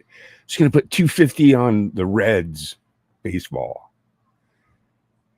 They're down 10-0 in the seventh. You know, I'm looking at my tag, going, "Oh my god!" They end up coming back and winning 11-10 in extra innings. You know, it's just awesome. Then we went out to dinner. You know what I mean? There you go. Have fun. Yeah, I used to bet the over and under Fox, on what do you pro play, sports. man? But, Come on, man. What do you play when you go? You go to Vegas, man. What are you gonna do? oh, Play some back in the slots? day, I played 21. I like blackjack. You're a And, blackjacker. Yeah, I Are played you blackjack. marginal, anti-marginal? I, Hand every hand. No, I was pretty much because when I did go and everything, I was a young guy and I just drank beer and just did stupid shit. I played till I ran out of money. You know, I mean, let's be real honest. We Would you ended like up. to be the opener or the anchor? I just sat at the table that they were giving me beer. I mean, we played on the off the strip crap casinos, like the Training Wheels casinos. And you know, they'd bring you beer in a paper cup, and you know, better you'd be keeping playing your eye along. on the dealer. Yeah, well, and exactly. Every once in a while, the pit boss would come along and go, free drinks, and they'd take the cards away because the dealer screwed up. So, you know, that was my speed. So I am just not a gambling guy. Yeah. Well, there's people too that claim they had like the game, so they don't mind taking $100 and going to the racetrack, kicking $100 around, 5 to win here. Some people find that entertainment. Yeah, I know. You know they what I mean? do. You're knowing that, hey man, I'm just gonna kind of give $100 away, but I'm gonna have some fun doing it, right? Well, and that's I've always looked at things like that. Like, I'm going to kiss this away.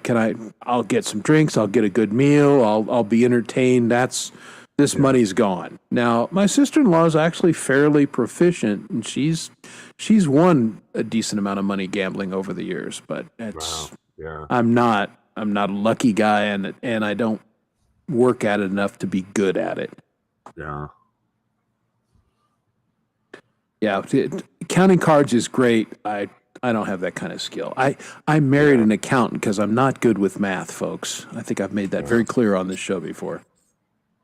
Yeah. That's why when Gary starts doing the math things on his show, I'm like, I'm sorry, I was told there was not going to be any math. I can't participate. You know, I can count music. I can count 4/4. I can count 6/8. 3-1, right?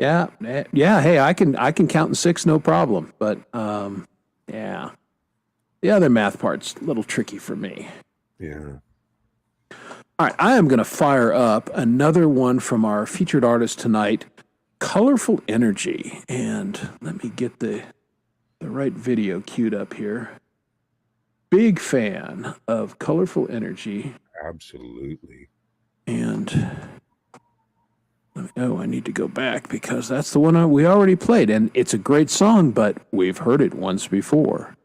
So,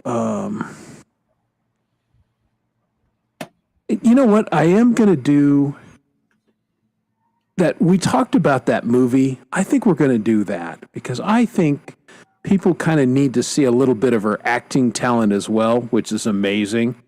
So we're going to go ahead and fire up that. Nice. You gonna play the movie? Yeah, I'm going to go ahead and do the movie. It's Right a feature called Audition, and this is where she basically is like a silent film era audition reel.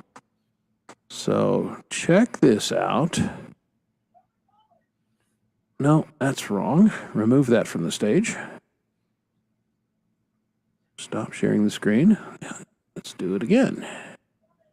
This is a very professionally run show, folks, in case you were confused on that. Operator Air. Yeah, it always is. All right, here we go. Colourful Energy's silent film audition.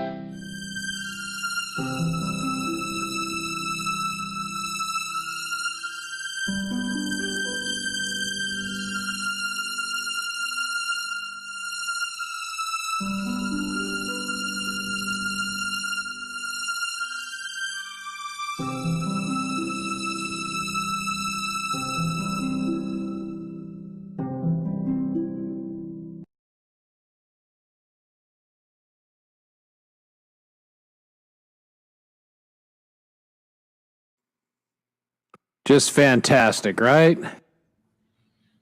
So stinking good. And she did all the music on that as well, folks. Yeah. Oh, yeah. Very, very talented person. And just her eye movements and how she did that, you can tell she is really a fan of the old movies and really knows her business. She makes it look like it's an old movie. Yes, in Her every technique, way. her eye move, yeah, like you said, eye movements, her technique, filter. It's really cool, man. She is so awesome, Chris. She is. No, I'm a big fan. Just a big fan. She actually has another one too. One of those ones. Yes. She's like by the piano or something, and then closes the drapes or something. Yeah, she's done that one, and that one's pretty I mean, there's a number of them. She did one where she's a fortune teller, and she played both roles. And, wow. Go to Colourful Energy's channel. If you're a movie buff at all, folks, Absolutely. Go look at her video work because it is stunning. And then, go for the movies and stay for the music, or go for the music and stay for the movies, however you want to look at it. And she has a gigantic collection. Her videos, she has tons of them.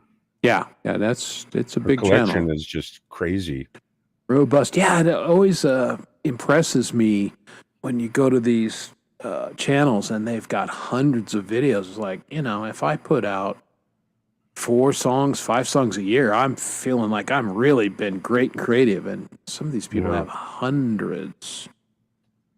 Yeah. Prolific is the word. And her green screening has gotten so good too. In fact, Yes. she won a Jammy in the very first Jammies. She won a Jammy for green screening. Oh yeah, no, her green screen work is perfection. Really well done. Yeah. And I wonder if she has the rotor engraving software, that because she gets such nice clean lines and everything. I think it seems like her software is pretty robust. Oh, and also too, because she has because I've seen it on workshops, she's gigantic green screen lighting. That makes a lot of difference. I mean, when you go full body, the camera basically has to be 10 feet away. So once the camera goes 10 feet away and now I can get you full body, you have to have a ginormous area behind you of green screen. Yeah, exactly. And the lighting. Side and 8 feet to the other side, and Yeah, the lighting to keep the green screen even. And that's where most of us amateurs like me, my lighting is really half-assed, and that's where I get artifacts and everything. But right, I'm also a cheap Irishman. I'm not going to spend a lot of money on LED lighting and everything that I'm going to use 4 or 5 times a year. When I first started live streaming, I had like 7 lamps with the shades off it. Right? Yeah. Right. The old house lamp, and like all the a couple little table lamps, wiggle around a little bit, Right. Like got all of it on there.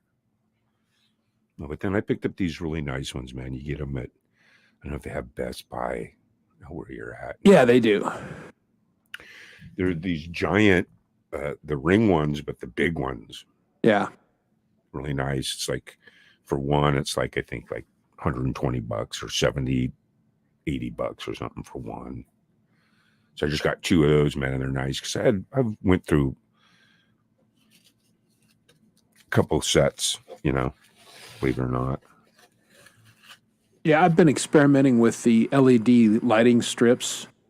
Like I'm pretty well lit here because I've got a shelf above my computer, and underneath I've got the lighting strips. So it throws a nice even light. And I'm kind of experimenting with doing some lighting like that just to make it a little more even. Your lighting's pretty good, man. Your stuff doesn't break up behind you. Yeah, right here it's pretty good. Now on some of the corners in the room, it's a little dark and the screen is a little meh. And the joke, everybody knows I do the video and my hair's always blowing. Well, it's not because I'm trying to be Johnny Rockstar. When I did the first couple, I had halogen construction lights. That's what I had. And so I'm in a tiny space and I've got these construction lights going and I'm dying because it's so hot. So I turn on the fan, just between takes to try and keep the temperature somewhere under 150 degrees. And wow. yeah, apparently a couple of takes I just forgot to turn the fan off. And then I'm looking at it and go, oh, well, your hair's blonde. That's kind of cool. And then another one, I didn't have a green screen, and I was just using the software to cut out the background, and it did the same kind of effect. It kind of made my hair wave and everything, and I was like, you know what? This is my hair waves two separate ways. I'm just going to go with it, and that's going to be my thing. So now I just run the fan, and I don't care. There you go. And keeps me from melting because where I shoot the video, it's a tiny space. It's my office, and it's full of books, and the green screen covers the bookshelves and everything, and it's just not. I think it's a 10 by 10 room to begin with, and then with the computer desk and with the bookcases and all that other stuff. I mean, yeah. I've got a working area that's like 5 by 7, so it gets toasty in the little space. When I first started live streaming, I had a 10 by 10 room that I was using, and I couldn't get full body in it. I can get like knee up, Yeah.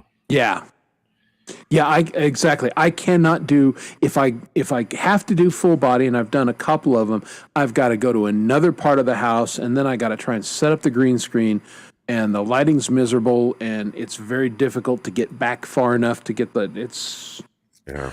And I can't do it outside. I've tried twice, but the wind always blows here in Colorado. So the green screen is halfway across the yard, and it's just... Yeah, because sometimes I've gotten away with it outside because, like, if you go behind, like, a shopping center or something where there's just, like, a giant brown wall and you're not wearing any brown, and you got the sun and you got your video camera, it's all one solid color behind you. So if you're dancing and doing stuff, that could work. Yeah. Depending on time of day and all that kind of stuff. But yeah, if I did that, my hair would still be blowing because of the wind here in Colorado. So my hair's gonna blow. There's just no matter how I do it. And then I finally scored this room, which is like, Robin knows, 15 by 22. Yeah, that's a good workspace. And then, so that's where I do a lot of green screening when everybody comes in. I just clear the whole room and then set the cameras up and get different angles, I'm going to ask you, because you are a serious video pro. You're technically a blue screener. You do a lot of blue screen. The only reason with the color is people use green because that's a color that no one wears. The likely of someone wearing green is the least likely of all colors. Yeah, except for the guy who's always doing Irish St. Patrick's Day videos. Right. So you shouldn't be using, if you I need blue. Use a lot of green, all the green screen name means is that's a color that you don't want to show up. Right. So if I pick blue, I don't want blue to show up. So if I'm wearing blue, that's not good because it's not going to show up.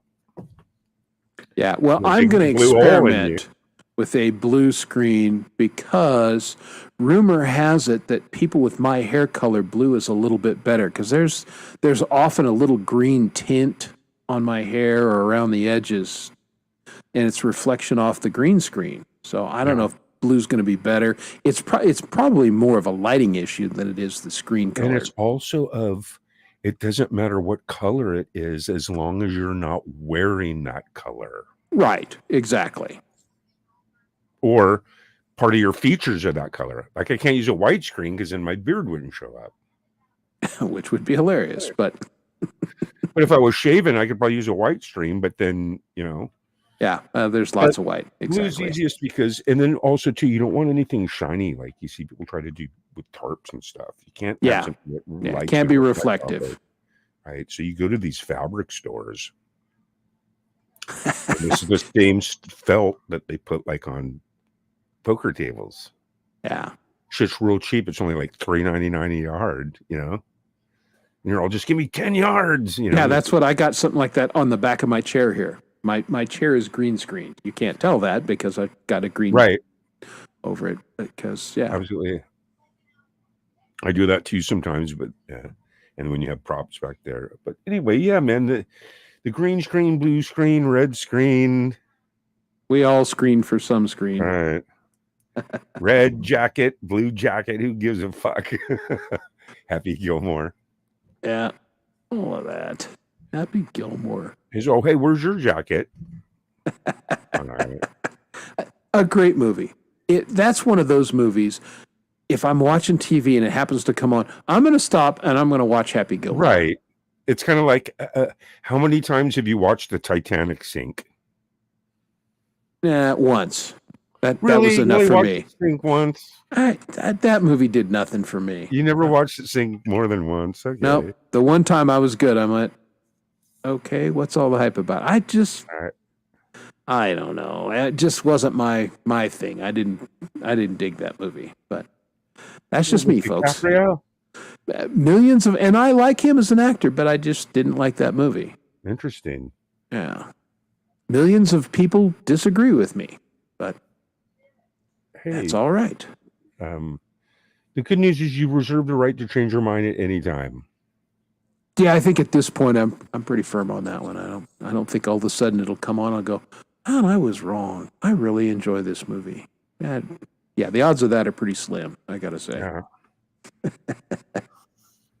All right. Well, thank you, John Wiggs, and plus, are you sure? Because in Hollywood, and Gary knows that because he's close to the film industry, most of the time they're in fact stunt tits. They're not the actress's actual body. It's a stunt body. You know, they don't let the guys drive motorcycles or jump off buildings, and they don't let the actresses, because something could happen. Those tits could catch on fire, and then they've got a Lloyd's of London claim. So those are always stunt tits. There you go. You got that right. Is it really John's birthday? Is it John's birthday tomorrow? Yeah. I know it's coming up, right? John Wiggs, going to be 6-0. You old, disgusting goat. On Monday. There you go. Happy birthday on Monday to John. You like to have this discussion on your show, the birthday day, the birthday weekend, the birthday week. Right. Well, you know me, I'm straight birthday day. That's it. Your birthday. And then when it's the next day, it's not your birthday anymore. What do you think? Well, and I completely agree with that. For me personally, my birthday is whenever it occurs, but I'm going to have a barbecue and a little bit of a party the closest weekend. And so that's when I celebrate my birthday. Yeah, the day. I mean, if my birthday falls on a Wednesday, who gives a shit? I'm not going to, go out to dinner or make a big deal out of it. So that next day, it's still your birthday, right? No, it's that weekend, Well, whatever it is. And that's fine because that's the great thing is everybody gets to choose what they want. Yeah. I have a buddy that has a birthday week. Yeah, no, some people are like, yay. So, but I think it's more just tells you a little bit more about people. Because you remember you have people that like, oh, yesterday was your birthday? Really? They don't tell anybody. Yeah. And you have people that tell you 6 months before it's even your birthday, right? Yeah. Hey, in 6 months, Chris, it's my birthday. Yeah. All right. Well, why don't you wait a couple more months? Never been that big a deal to me. Other than, I don't know, 10 years ago or something like that, we just started having a barbecue because it's summer. It's a good weekend to barbecue, and my birthday's as good as any other. And that's why it's kind of become a thing, but that's the only reason. So there you go. And Gary is also the Monday birthday boy, but only on Monday. We're not going to say shit right now because it's not his birthday. Monday will make a big deal for Gary, but right now, nothing. We don't care. Right, and then I won't even be around on Monday. That's right. So they'll be celebrating. Maybe that's why people do it that way. It's like, oh, it's my birthday, but everybody's working. Nobody cares. Sucks to be me. Plus, you know me, I go by moons. Yes. Take your age when it's your birthday, and you times it by 365, and that's how many moons you are. This is why I keep a calculator on my desk, because Gary is always throwing math at people. There is, Chris's math happens to be. It's math all the time. No, I thought when I graduated college, I wouldn't have to do that kind of math anymore. Or I'd just hire an accountant or marry one. Well, plus, you know, what's cool about celebrating it yearly is awesome. I do that, but I also like milestones, like 10,000 days on the planet, 20,000 days on the planet. You know what I mean? It's yeah, cool. Absolutely. Those are milestones that most people miss. Like, I think your 20,000 is when you're right around 54. Let's do some math, Chris. What's 54 times 365?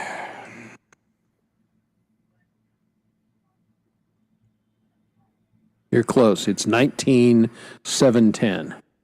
At 54? Yeah, so gonna be a little bit. So if you haven't turned 55 yet, you have your 20,000 moons coming up. Yeah, I'm gonna go the opposite way, because I can do math. I just don't like to. So yeah, you're the fact that it was required. Yeah, you're 54 and 7 months. Well, no, because it's 12 scales, so about 6 months. You're about 54 and a half for 20,000. So 55, you missed it. Yeah, you screwed up. Oh, so close. You zoomed right on past it. So I guess 25 is a milestone too. Absolutely. Well, every day's a milestone. You don't want right? to get to 25. Yeah, maybe it's like I'm good. I'm done. Hey, there he is. Good morning, Emperism. How are you? Good to see you, Taro. Yeah, and look, Music Man says, don't forget about that whole leap year. And see, again, that adds more problems to the equation. More math. And which we can certainly do. We'd break it down into, how many 4-year increments. This is all solvable, but why? And I could write an Excel sheet. Dom would love to write an Excel sheet. Dom loves his Excel sheets. Exactly. Yeah, do not sing. Johnny does not want the birthday song. I did watch something really interesting today, because I'm always on YouTube watching music things. And are you guys familiar with the channel Wings of Pegasus?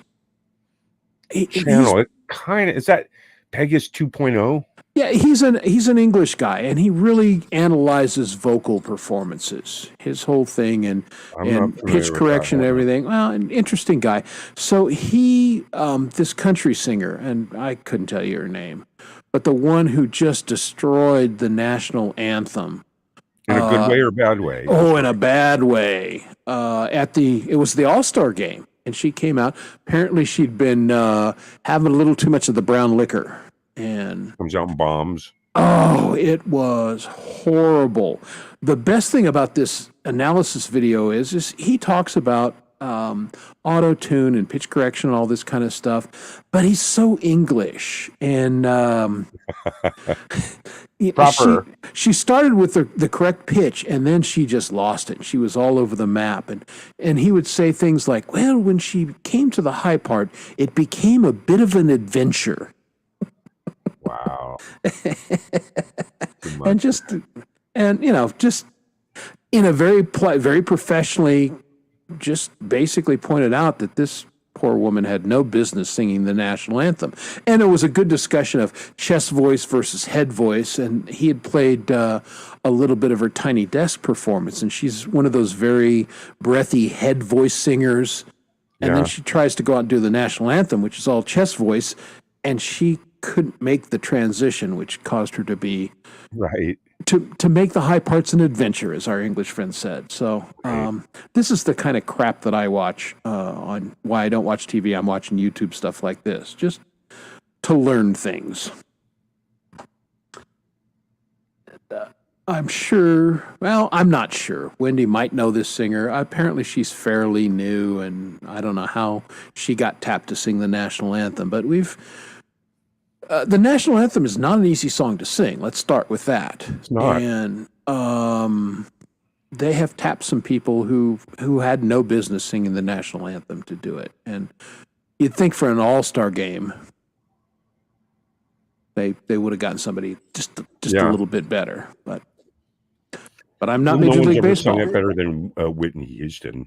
No, I don't believe so. Again, that was a very, very talented person. Personal life was a mess, but she was a great artist and came out and owned the national anthem. Lady Gaga, and I'm not a huge fan of her music, but she's a very good musician, and she has done a fantastic job with the national anthem. Yeah. You have to know how to sing it correctly. You really do. And, she laid it on being, and she went to rehab like 2 days later. So I don't think she was lying about having drunk too much. But she also said that, her auto-tune, they set it to the wrong key, and okay. Yeah, if you use pitch correction tools like that, your roadies better know what they're doing, because you can go to hell in a hurry. But I don't think she was honestly using it, because I could not hear those artifacts trying to correct it. She just didn't do a very good job. And so there you go. This is just word for all our musician friends out there. Go audition for your local to sing the national anthem, because they need good people who can sing the national anthem. Because I love Lady Gaga. I think she's awesome. Like I said, me, Chris. Yeah. I don't care who you are. I have X amount of songs I like of yours. Yeah. I think I got about 4 of hers I really, really like. Well, that's and just not only that, you ever see that one she does? She plays in front of Stevie Wonder is watching her. It's like a tribute to Stevie Wonder, and she comes out and plays the keyboards and sings, one of Stevie Wonder's Superstition, or Superstition. It is good song. And she comes out and she just crushes it. Yeah, now I've seen her do that. And cool. She's an excellent keyboard player. So yeah, I've got no. I don't remember Reba doing it. It wouldn't surprise me. I mean, Reba very talented too, but yeah, the national anthem has been the bane of a few people. It's not gone well for some folks. Hey, take care. Live to fly. All right, David. Have a good evening. Out. You can go horizontal. Cool off, man. It's going horizontal. Yeah. Poor David's been in a hot spell. It's just hot where he is. That's cooking. Here in Denver, it can be hot during the day, but it tends to cool off at night by a pretty decent degree. Nice. Some places it doesn't do that. Well, there you go. Lady Gaga's an awesome entertainer. I'm not disputing that. Not my cup of tea, but that doesn't mean I don't think she's great.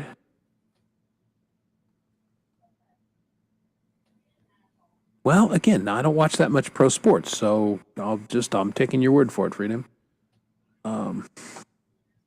The sports I do watch, hockey, and then I get both national anthems. I get, I know "O Canada" pretty much as well as I know the Star Spangled Banner, because when we play Canadian teams, you get both.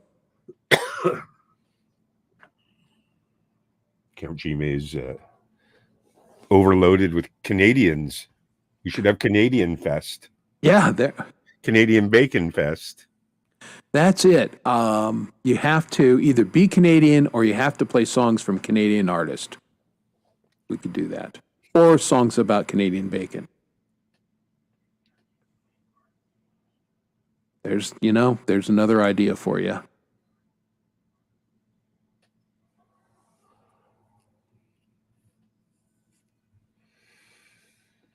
Yeah, well, again, I don't know why. That's one of those things where, there's a lot of baseball games. So let's just say that, 162 baseball games.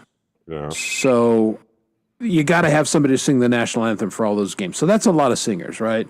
You do. But baseball. We'll be right back, Chris. Yep, go right ahead. Gotta take- Our guest host will be back. He's got to take a call. So that's a lot of singers going through, and sometimes they've made some poor choices. Roseanne Barr is funny as get out. As a matter of fact, I'll defend her in this way. Many of you don't know, she lived here in Denver for a time, back when she was just getting started.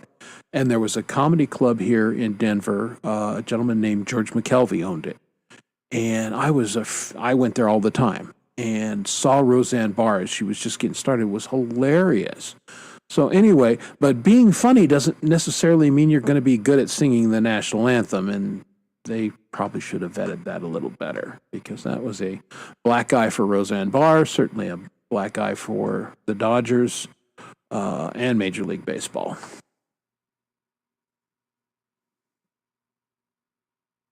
Now, here's an interesting question. Has Madonna ever sung the national anthem? Probably, right?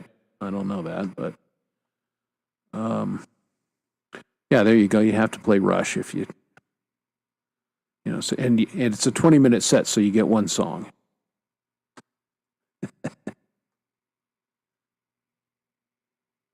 Yeah, innovative. Yeah, I would agree with that. Innovative is right on. Yeah, who doesn't love Rush?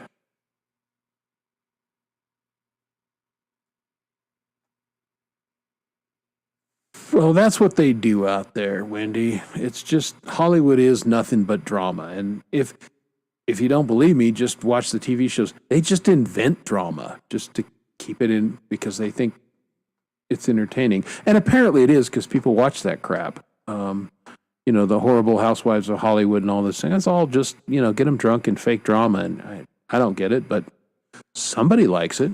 Somebody watches it.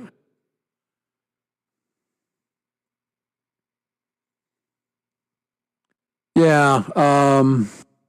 Well, and I'm all about funny, and Lord knows I've been edgy on comedy and everything, but there's certain things you don't mess with. You don't mess with a country's national anthem. You just don't. That was poorly thought out. There you go.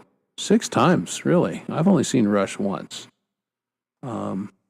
Okay, well, so Wendy says no, Madonna never did sing the national anthem. Again, I don't follow Madonna, so I wouldn't know one way or another. Yeah, drama apparently sells, but who knows? Who knows why these things and why people think they're entertaining, but people do think things are entertaining. I am going to grab another Colourful Energy song for you guys, because I don't want to shortchange her. She's a great artist. We've played one. We've watched one of her movies. I'm going to go ahead and play another one of her songs that, again, this is her electronic, and I'm trying to find one of her metal songs, because she's been doing metal, and it's killer, but I think this is more in the electronic vein that she does. It's a great song. And it's a song called Spring on Saturn.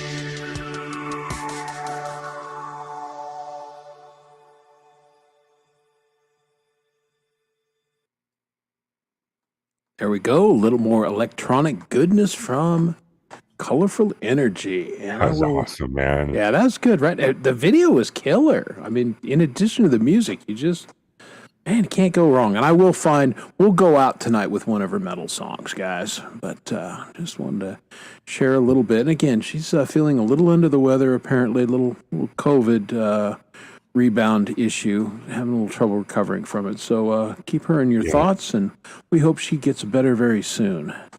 Yeah. And check out her video Saturday night that she's submitting for a jammy. Yeah, there you go. She's sending a video. Oh, well, we know that's going to be really, really good. Yes. And she's awesome.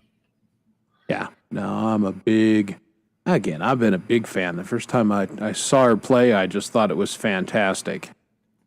And did you see the one she did for Hippie where she was talking to Lori Mismosh? Like, oh my goodness, yeah, the news report thing. Report, right? Yeah, I mean, guys, I don't know what her status is or anything, but a woman that talented and that smart and that funny, I mean, she's got to be whacking the Canadians away from her door with a stick, right?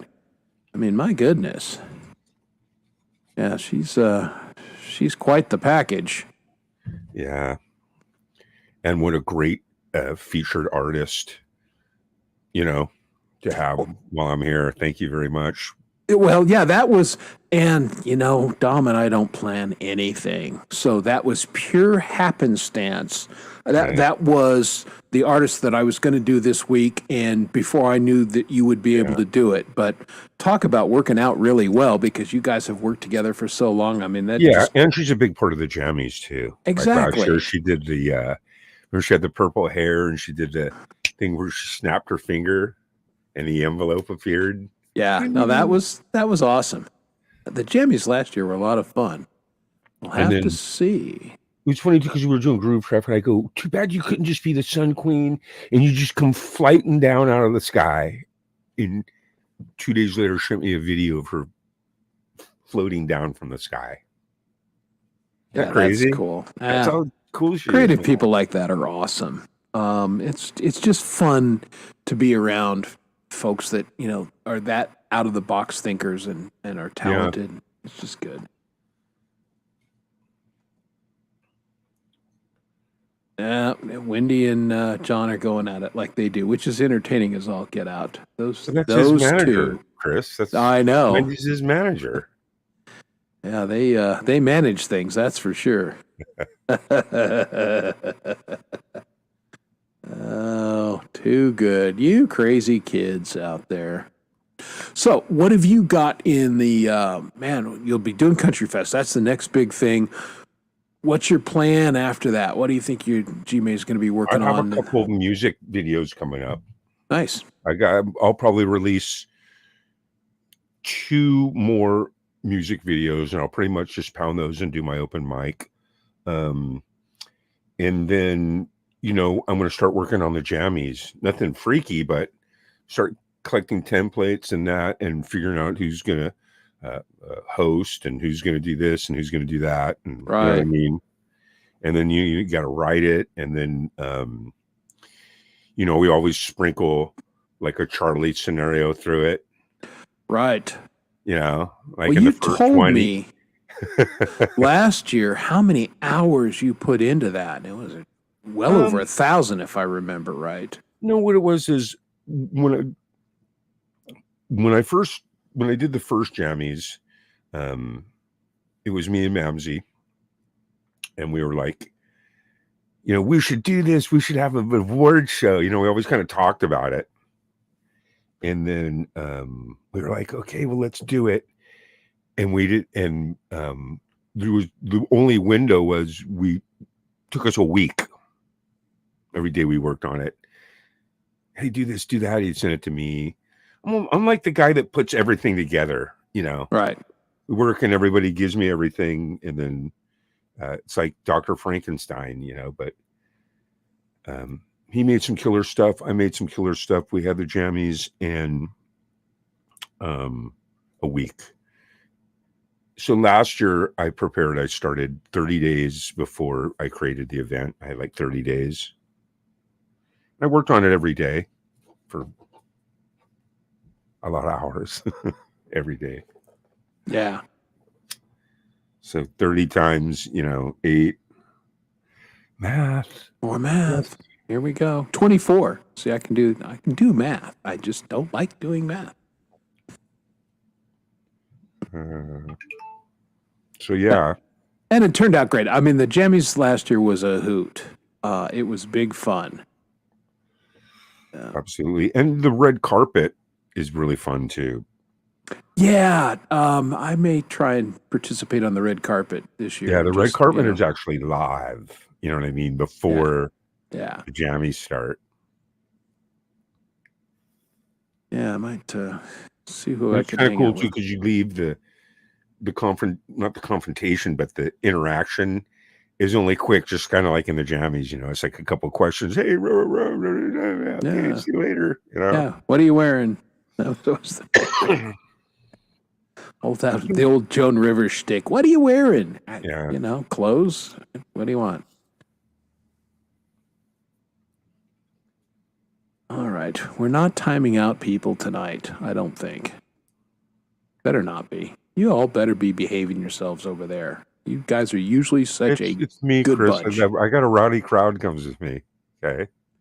Oh, we like rowdy. We're okay. Now we're okay with rowdy.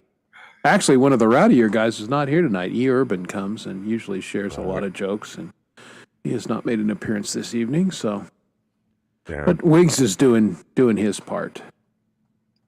So that's what John does. John Wiggs brings a little merriment. We're all about merriment because the real world is a little too fucking real sometimes. So we invent our own little world here, which is just a nicer place. And then talk to imaginary friends. Well, yeah. Right.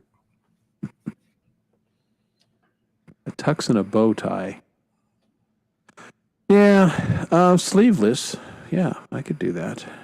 Be good. Or a tux t-shirt, maybe. Maybe I could do that. And then what's cool about it too, Chris, is hopefully it inspires people to be like, hey, man, in 2025, I'm going to make some killer shit. You know what I mean? Absolutely. And I think that's the best part of the various shows Hippie has done. He does metal shows and these kind of theme shows. I think it gets people. Chad Freeman has done several theme shows. And I've ended up with 2 songs for his shows just because of the themes, and it got me excited to do it. And I think putting your creativity with a little bit of a kick in the butt, a deadline or a project for a show, I think is really a powerful thing, and hopefully people will utilize that. Absolutely. Because I know a lot of people struggle with, I'm in various songwriters groups and I'm not very active in them, but, they're looking, how do I get inspired and what's the muse and everything? Well, inspiration is everywhere if you look a little bit, and these shows can be that kind of inspiration. Right. Absolutely. And that's what's cool about Camp G May is we want people to come up and get in the game. We want people to go off and become successful live streamers. And have fun doing it because it's fun. It is fun.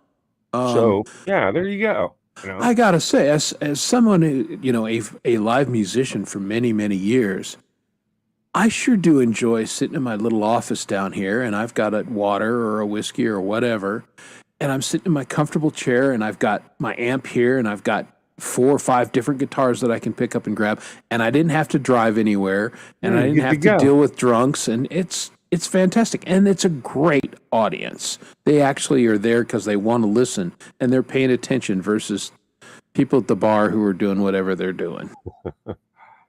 Absolutely. Usually not paying attention to you. So I think it's fantastic. I really enjoy it, and based on the people who come week after week, I think they definitely enjoy it. People that perform and people that are in the chat. You've got very faithful chatters there that come every Yeah. week. Yeah.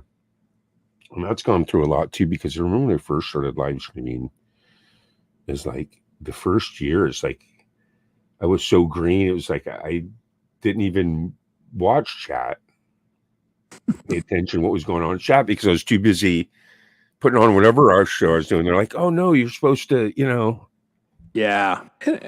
know what's going on in your chat room. So a lot of people would be like Wild Wild West, with no there's no moderators, you know what I mean? It's Wild Wild West. Absolutely.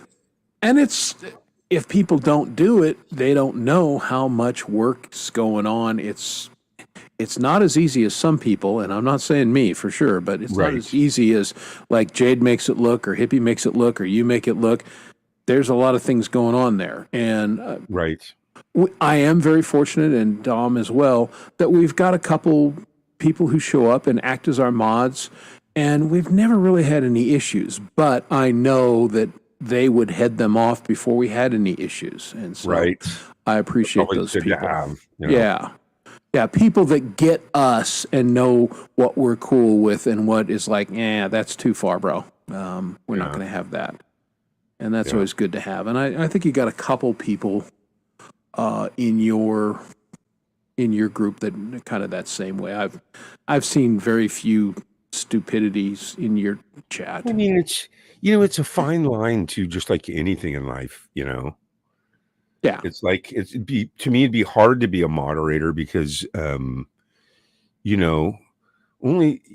you got a lot of power in your hands, where it's like, but everyone knows what's cool, what people are joking, this and that. It's when someone comes in that has some really offensive name, and they're just being really weird and overboard. Yeah, right. Like, okay, this guy's completely that's a red flag. Watch that guy. Boom, get him out of here.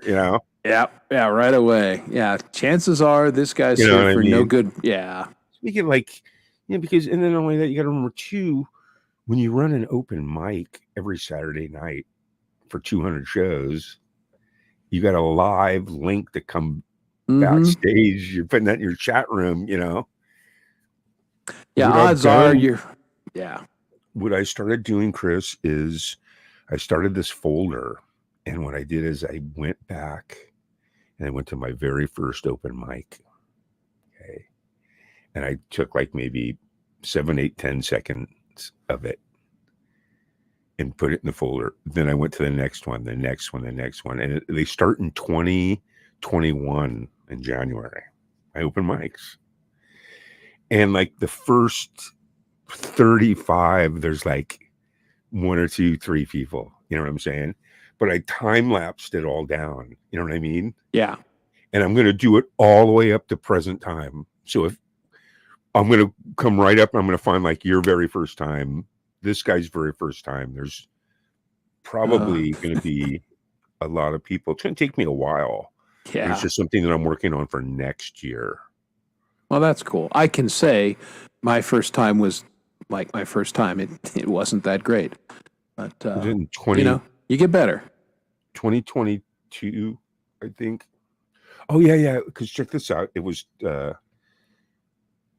something 2022. But you and Dom, when you first came on, you guys, the first 3 or 4 times you're gone, because me and Natasha were laughing about it, and I liked it. We were laughing.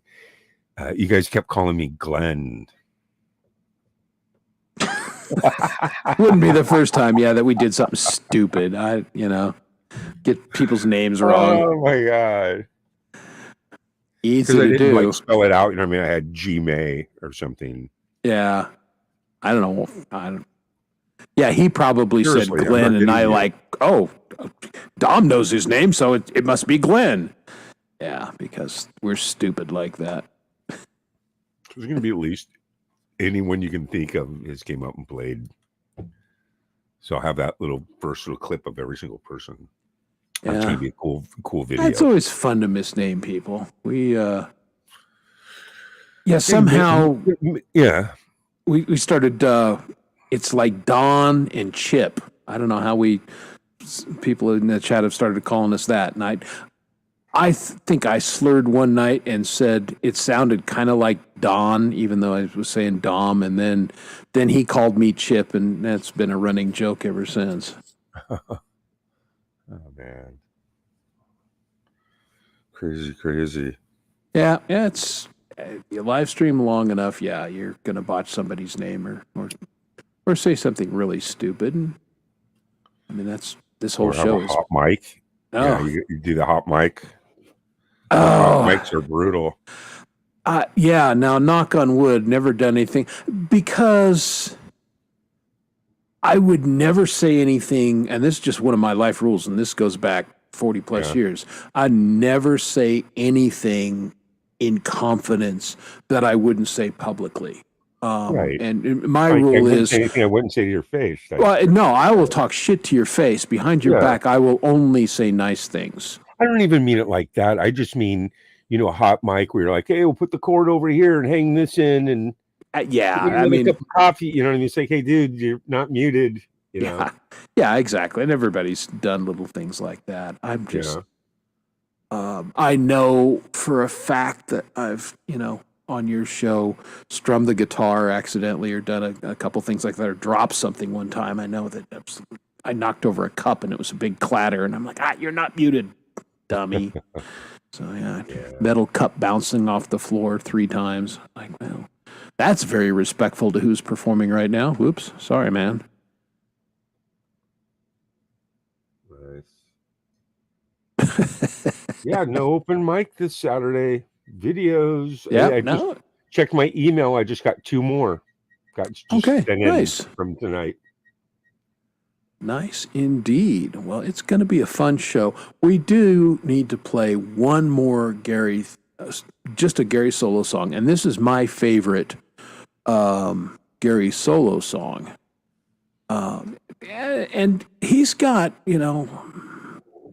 Gary plays the fool on camera and joking around, but he's really a good musician and really a good songwriter. And I know if you guys haven't heard this particular song, I know Axe plays it on his show with some frequency because it's a good tune. And I just put it out a couple months ago.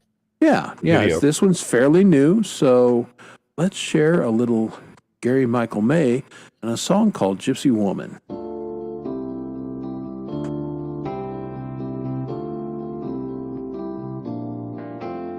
When Eris rises with the ocean tide, breathe the jars and the stars align. Imagination keeps you in time, where air and water meet a fireside. Gypsy woman, won't you give me a rise? My gypsy woman, you know you keep me alive. Sacred journey of a Gemini, antidote to keep you high. Behind the truth, the sun and moon collide, where air and water meet a fireside. Gypsy woman, won't you give me a rise? My gypsy woman, you know you keep me alive. So gypsy woman, come on and give me a ride. Well, you couldn't come down if you wanted to, because the thing you think never really mattered. But you better come down from your roses and your crown. Can't you see the crystal dust about to shatter?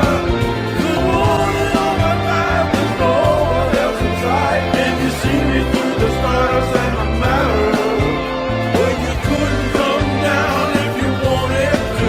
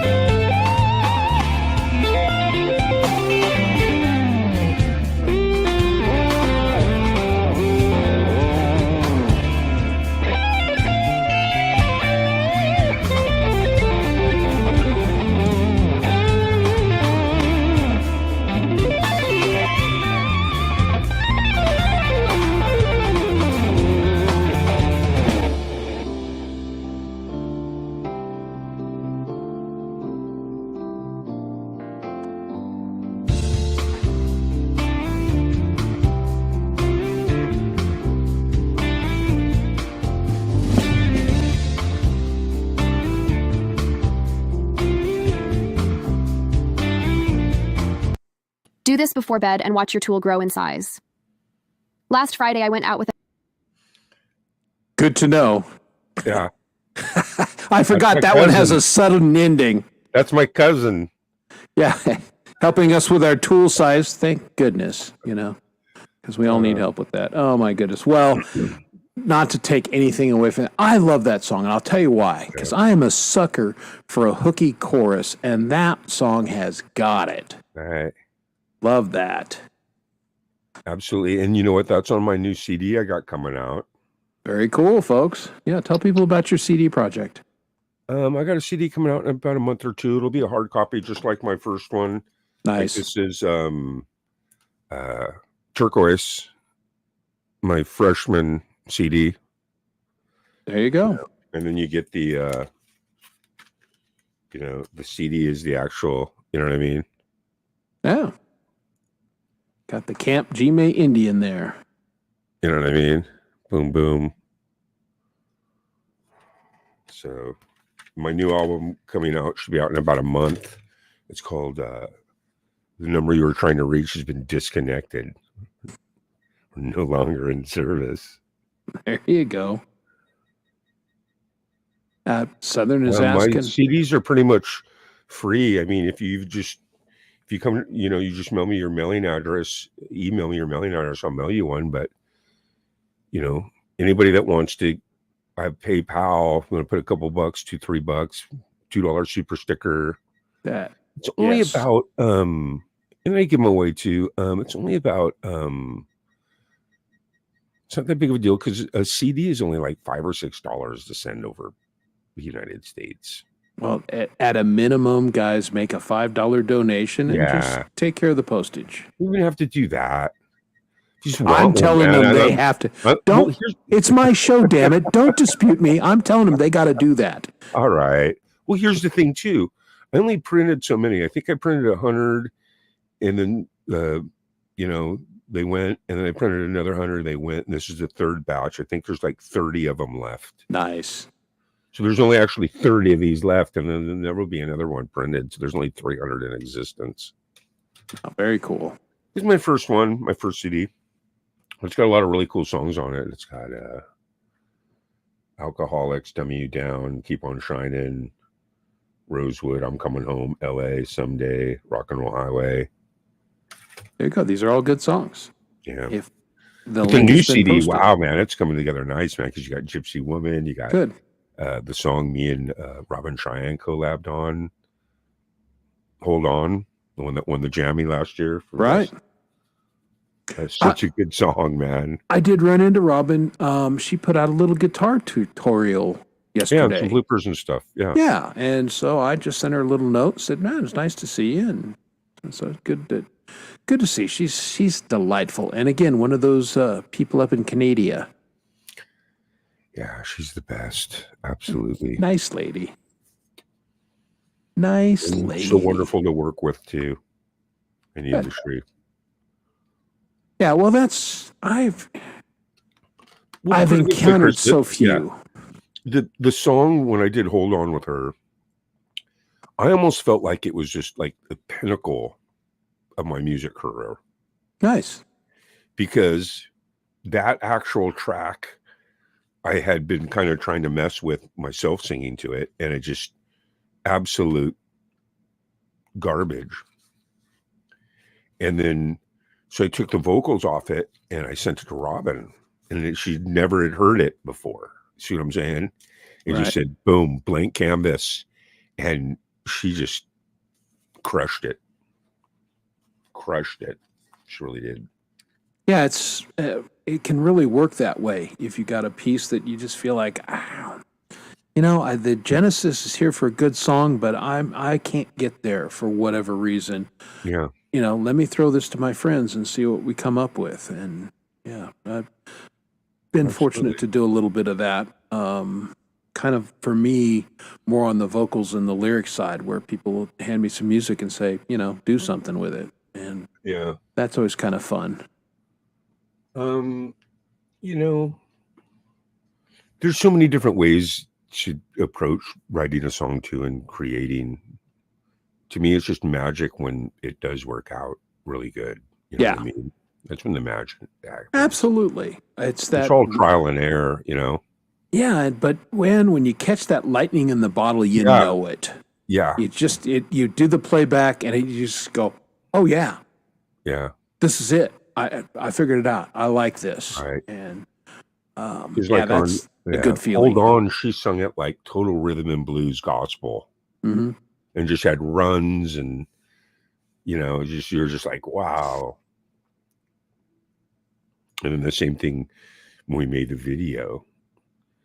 I said, go here, go there, go away to church, just go out and film yourself all kinds of places, It's really cool. She sent me even like some swimming pool ones. So it was cool. Those are the ones that I used where she like flies away in the video. Yeah. Because people don't know it, but how I rendered it, she was actually in a swimming pool and only used it once at the very end. You know what I mean? So stuff like that makes videos really cool to me is when you get these trippy little special effects and stuff, here and there. Yeah, it's kind of fun. And it's a whole nother creative aspect that I've dipped my toe in a little bit.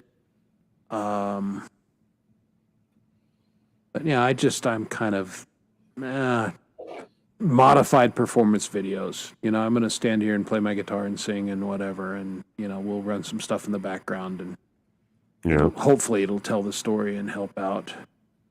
I do have one of these days, I've got to get either pro actors or, recruit you and get some help. But guys, I've got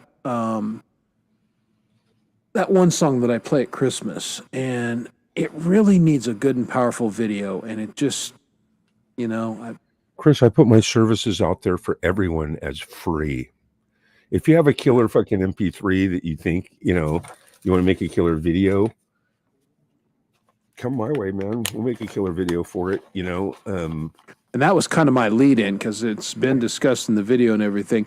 G-May is very generous with his time and his talent. So, and then only that too, you got to remember too, Chris, that everyone wants to edit anyway because editing's fun. So everybody, it's like everybody gets to get their own paintbrush and paint and empty canvas. You know what I mean? Editing's fun. So it's fun to see other people's videos that they make. They're awesome because no one else can recreate that.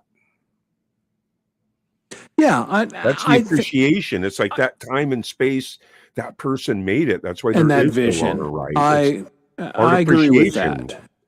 And I got to say, I was having a really good time doing it until, and I still enjoy, like you said, the technical aspects of editing. I kind of enjoy, but sometimes you kind of get stuck for ideas or like, am I going to recycle the same kind of crap mindset? And and that's why it's always good to maybe reach out and collaborate with other people. I've done a little bit with Pendar because she's fresh and she's got some different ideas. And that was thing kind to of do. cool about Groove Trek, Chris, is that once the machine got up and running, you would say, okay, Colorful, here's your lines, do this, do that. And she would just go film it and it'd get better and better. Same thing with Icy Monkeys. You'd give it to him. He'd go. So then all of a sudden you got these people sending you stuff that you put all those together to make it. So everybody's actually helping make the video. Yeah. You know what I mean? So I'm looking forward to another episode of Groove Trip, actually, only because this quarter of the way through one, it's been sitting on the shelf too long. Yeah. Well, I remember when you were talking to me about it, and it was, but like you said, life gets in the way. Now, here's something. I don't know if you saw this in chat, but Empirism is a damn genius. It would be cool if every fest got its own collection of live DVDs. That's an interesting idea. I mean, you can watch it on YouTube anytime you want, and I do. I've gone back and watched all the fest, and not just me, because I don't have that kind of ego. I just enjoy the fest, and there are a lot of great performances. But that's an interesting idea. That would be like archival, basically. YouTube. Great idea. Huh? Wow. Yeah. Well, you never know. YouTube could shut down tomorrow, or we could lose our channel, or you never know. But Right, and that's what's kind of cool about me, because I'm constantly making collages, and right. so yes, I agree with you, because that's the thing is, when I play my videos, it's going to be the first time in the history, pretty much, of Camp G-May where I'm playing videos from YouTube. But it's easier because I just made a playlist. Yeah. All the stuff that I always play on my show, any of the stuff, I have it all actually on my computer. Yes. So I don't have to go to YouTube to get anything. And again, Gary's very generous. He has offered to, do a cut up for you, for any of you people that have performed there. And one of these days, I've got to actually ask for a couple songs. And right, because to me, this is how it goes, Chris. If someone has a fucking MP3 that they think is fucking kick-ass, let's fucking make a badass fucking video to it. Yeah, there you go. And here's the thing. I'm only there as kind of like a spiritual guide, in the sense that we're making your vision of your song and what you're doing a reality, and make that play out. So we're working together to do that through the lyrics. Right. Yeah, look at and Lori's. Then your vision of what your take is like, oh yeah, well, I kind of want to be an elf and jump around, It's still kind of take your, not you particularly, I just mean anybody. Yeah, no, I don't exactly have an elf body type. Lori's Mishmash, welcome to the show. Good to see you. Always fun to have her. And she says her and I are doing a collab, and she's practicing on it. Good for you. I need to send you that track, because I've probably already thrown you a curveball, because I'm doing it a half step lower than the original key. I love the certain, Buzz. A certain song. A certain song, yes. For a certain someone. I love it. Yes, and there's Pendar. We were just, you speak of people and they appear in the chat. We mentioned Lori a little earlier. She appears. I just got done talking about Pendar and her helping me with videos, and there she is in the chat. So that's just how it works. We're manifesting these people. Her son is playing Country Fest. Oh, yeah. Weirdo. That kid's got some chops. He's slotted.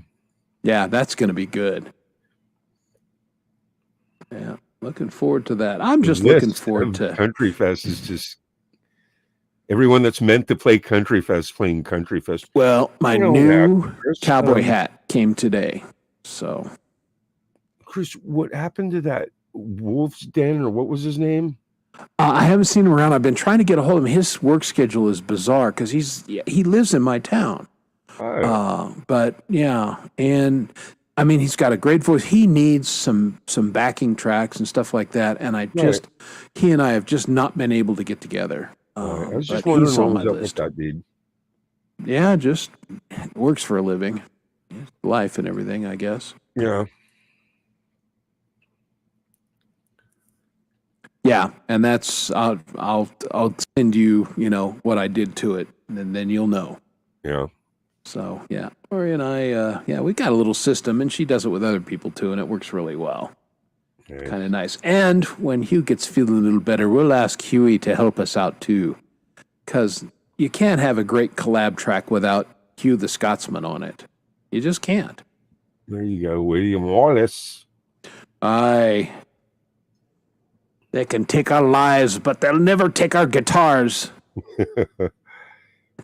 Dude, Country Fest is going to go on forever.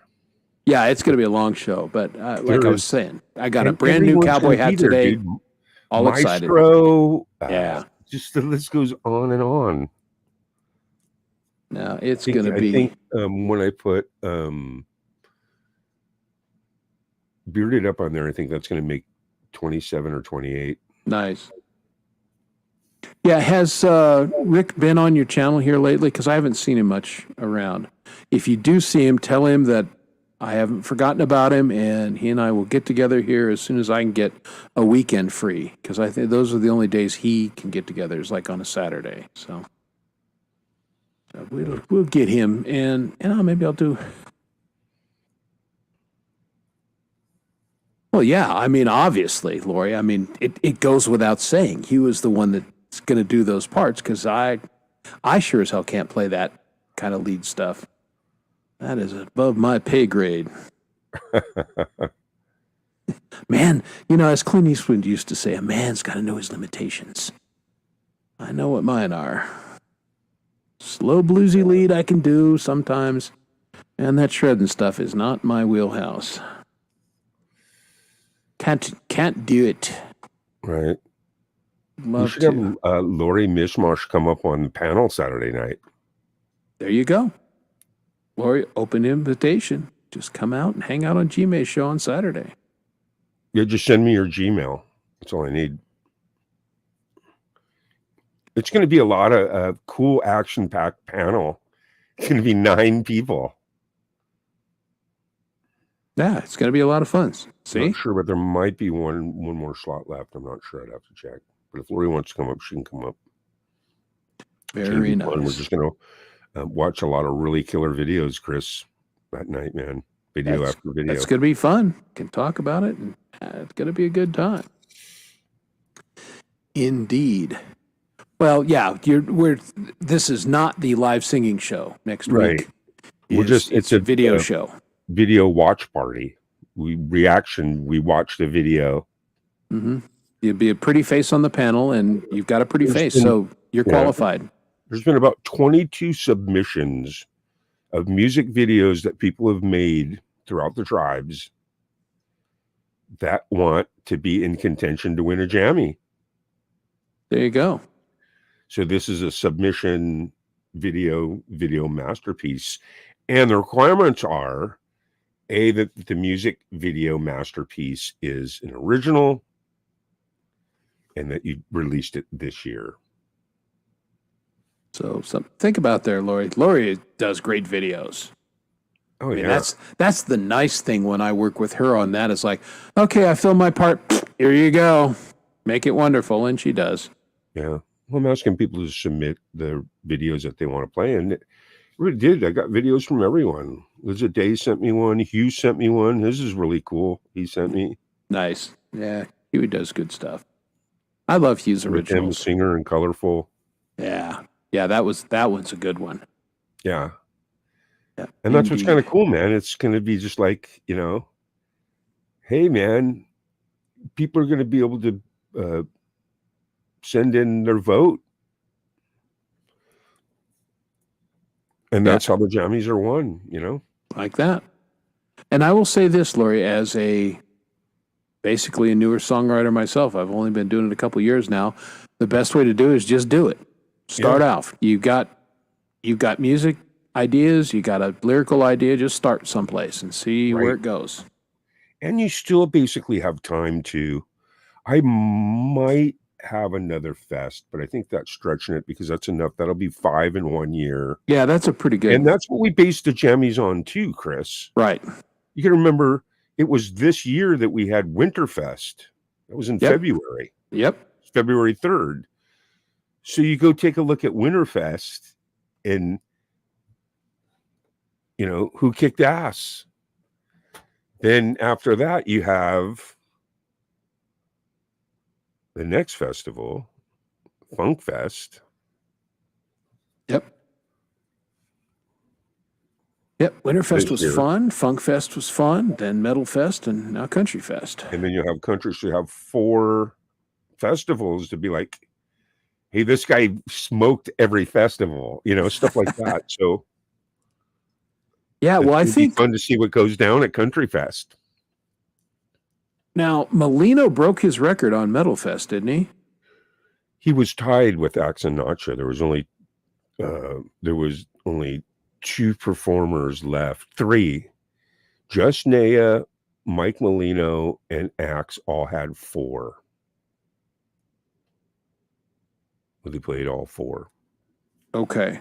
So. And then at Metal Fest, Molino and Just Naya, the streak ended at 4. Yeah. So that's what I thought. So Axe and Nacho is if they show up, and there's no reason to believe that they won't for Country Fest. Yeah, they will be. Well, I did a little video for him, and I play it. So a lot of times when I make my little novelty videos, I keep them because then later on in the show I play clips of them. Right. You know what I mean? So I'd rather save it for that because usually people haven't seen that too much. You know. Exactly. But I put a little compilation reel together for him, the Five Timers Club. Yep. And it's, But Mike Molino's playing. So he'll beat a 5. This will make 4 for me. And I think Justnea's out of the loop. Yeah. What's going on her, but I think she's going through some. Well, she's had some health issues. It's getting better. My communication with her this last week, she's got a new song out, which she just released this week, which is fantastic. And I was honored to be able to help her a little bit with the drum part. And it's a great song, bit by bit, kind of goes through some of the things she's been dealing with the last year. And, but she thinks that the treatment she's on, she feels a little bit better and she thinks it's working. So hopefully we'll get back to seeing Naya on a regular basis. Absolutely, man. Absolutely. But yeah, Axe and Nacho, man, 6 in a row. Pretty impressive. I just can't even wait to see the show that they put on. Yeah. That's worth the price of admission, man. Just the Axe and Nacho show. Always a good time. Yep. I'd like being there whenever I can. It is a good time. Well, speaking of a good time, we're there. You have been here the entire time. It's been a fantastic show. 3 hours went like that. And look at all the ground we covered. Isn't that fantastic? Yeah. So I want to thank you, Gary, for co-hosting with me. I want to thank right over here this fantastic chat. You people rock. And we're so grateful that you hang out with us every Thursday and, say your bits in there and give us something to work off. And it's just great hanging out with you guys. And we are going to get going with, we're going to play our way out, as they say, with we found the right metal song. I knew it was on there from Colourful Energy, and this is the metal one that I was intimating, and Boomer Stick also found it, so I appreciate that. And this is her metal techno, and this song is called Fire Zone. So on behalf of myself, Gary, and Dom, who will be rejoining us next week, thank you. You guys have a great week, and we will see you Friday for Lori's show. We'll see you at Gary's on Friday for the House Wrecker, and then Saturday night at G-May's for the video show. So until then, later.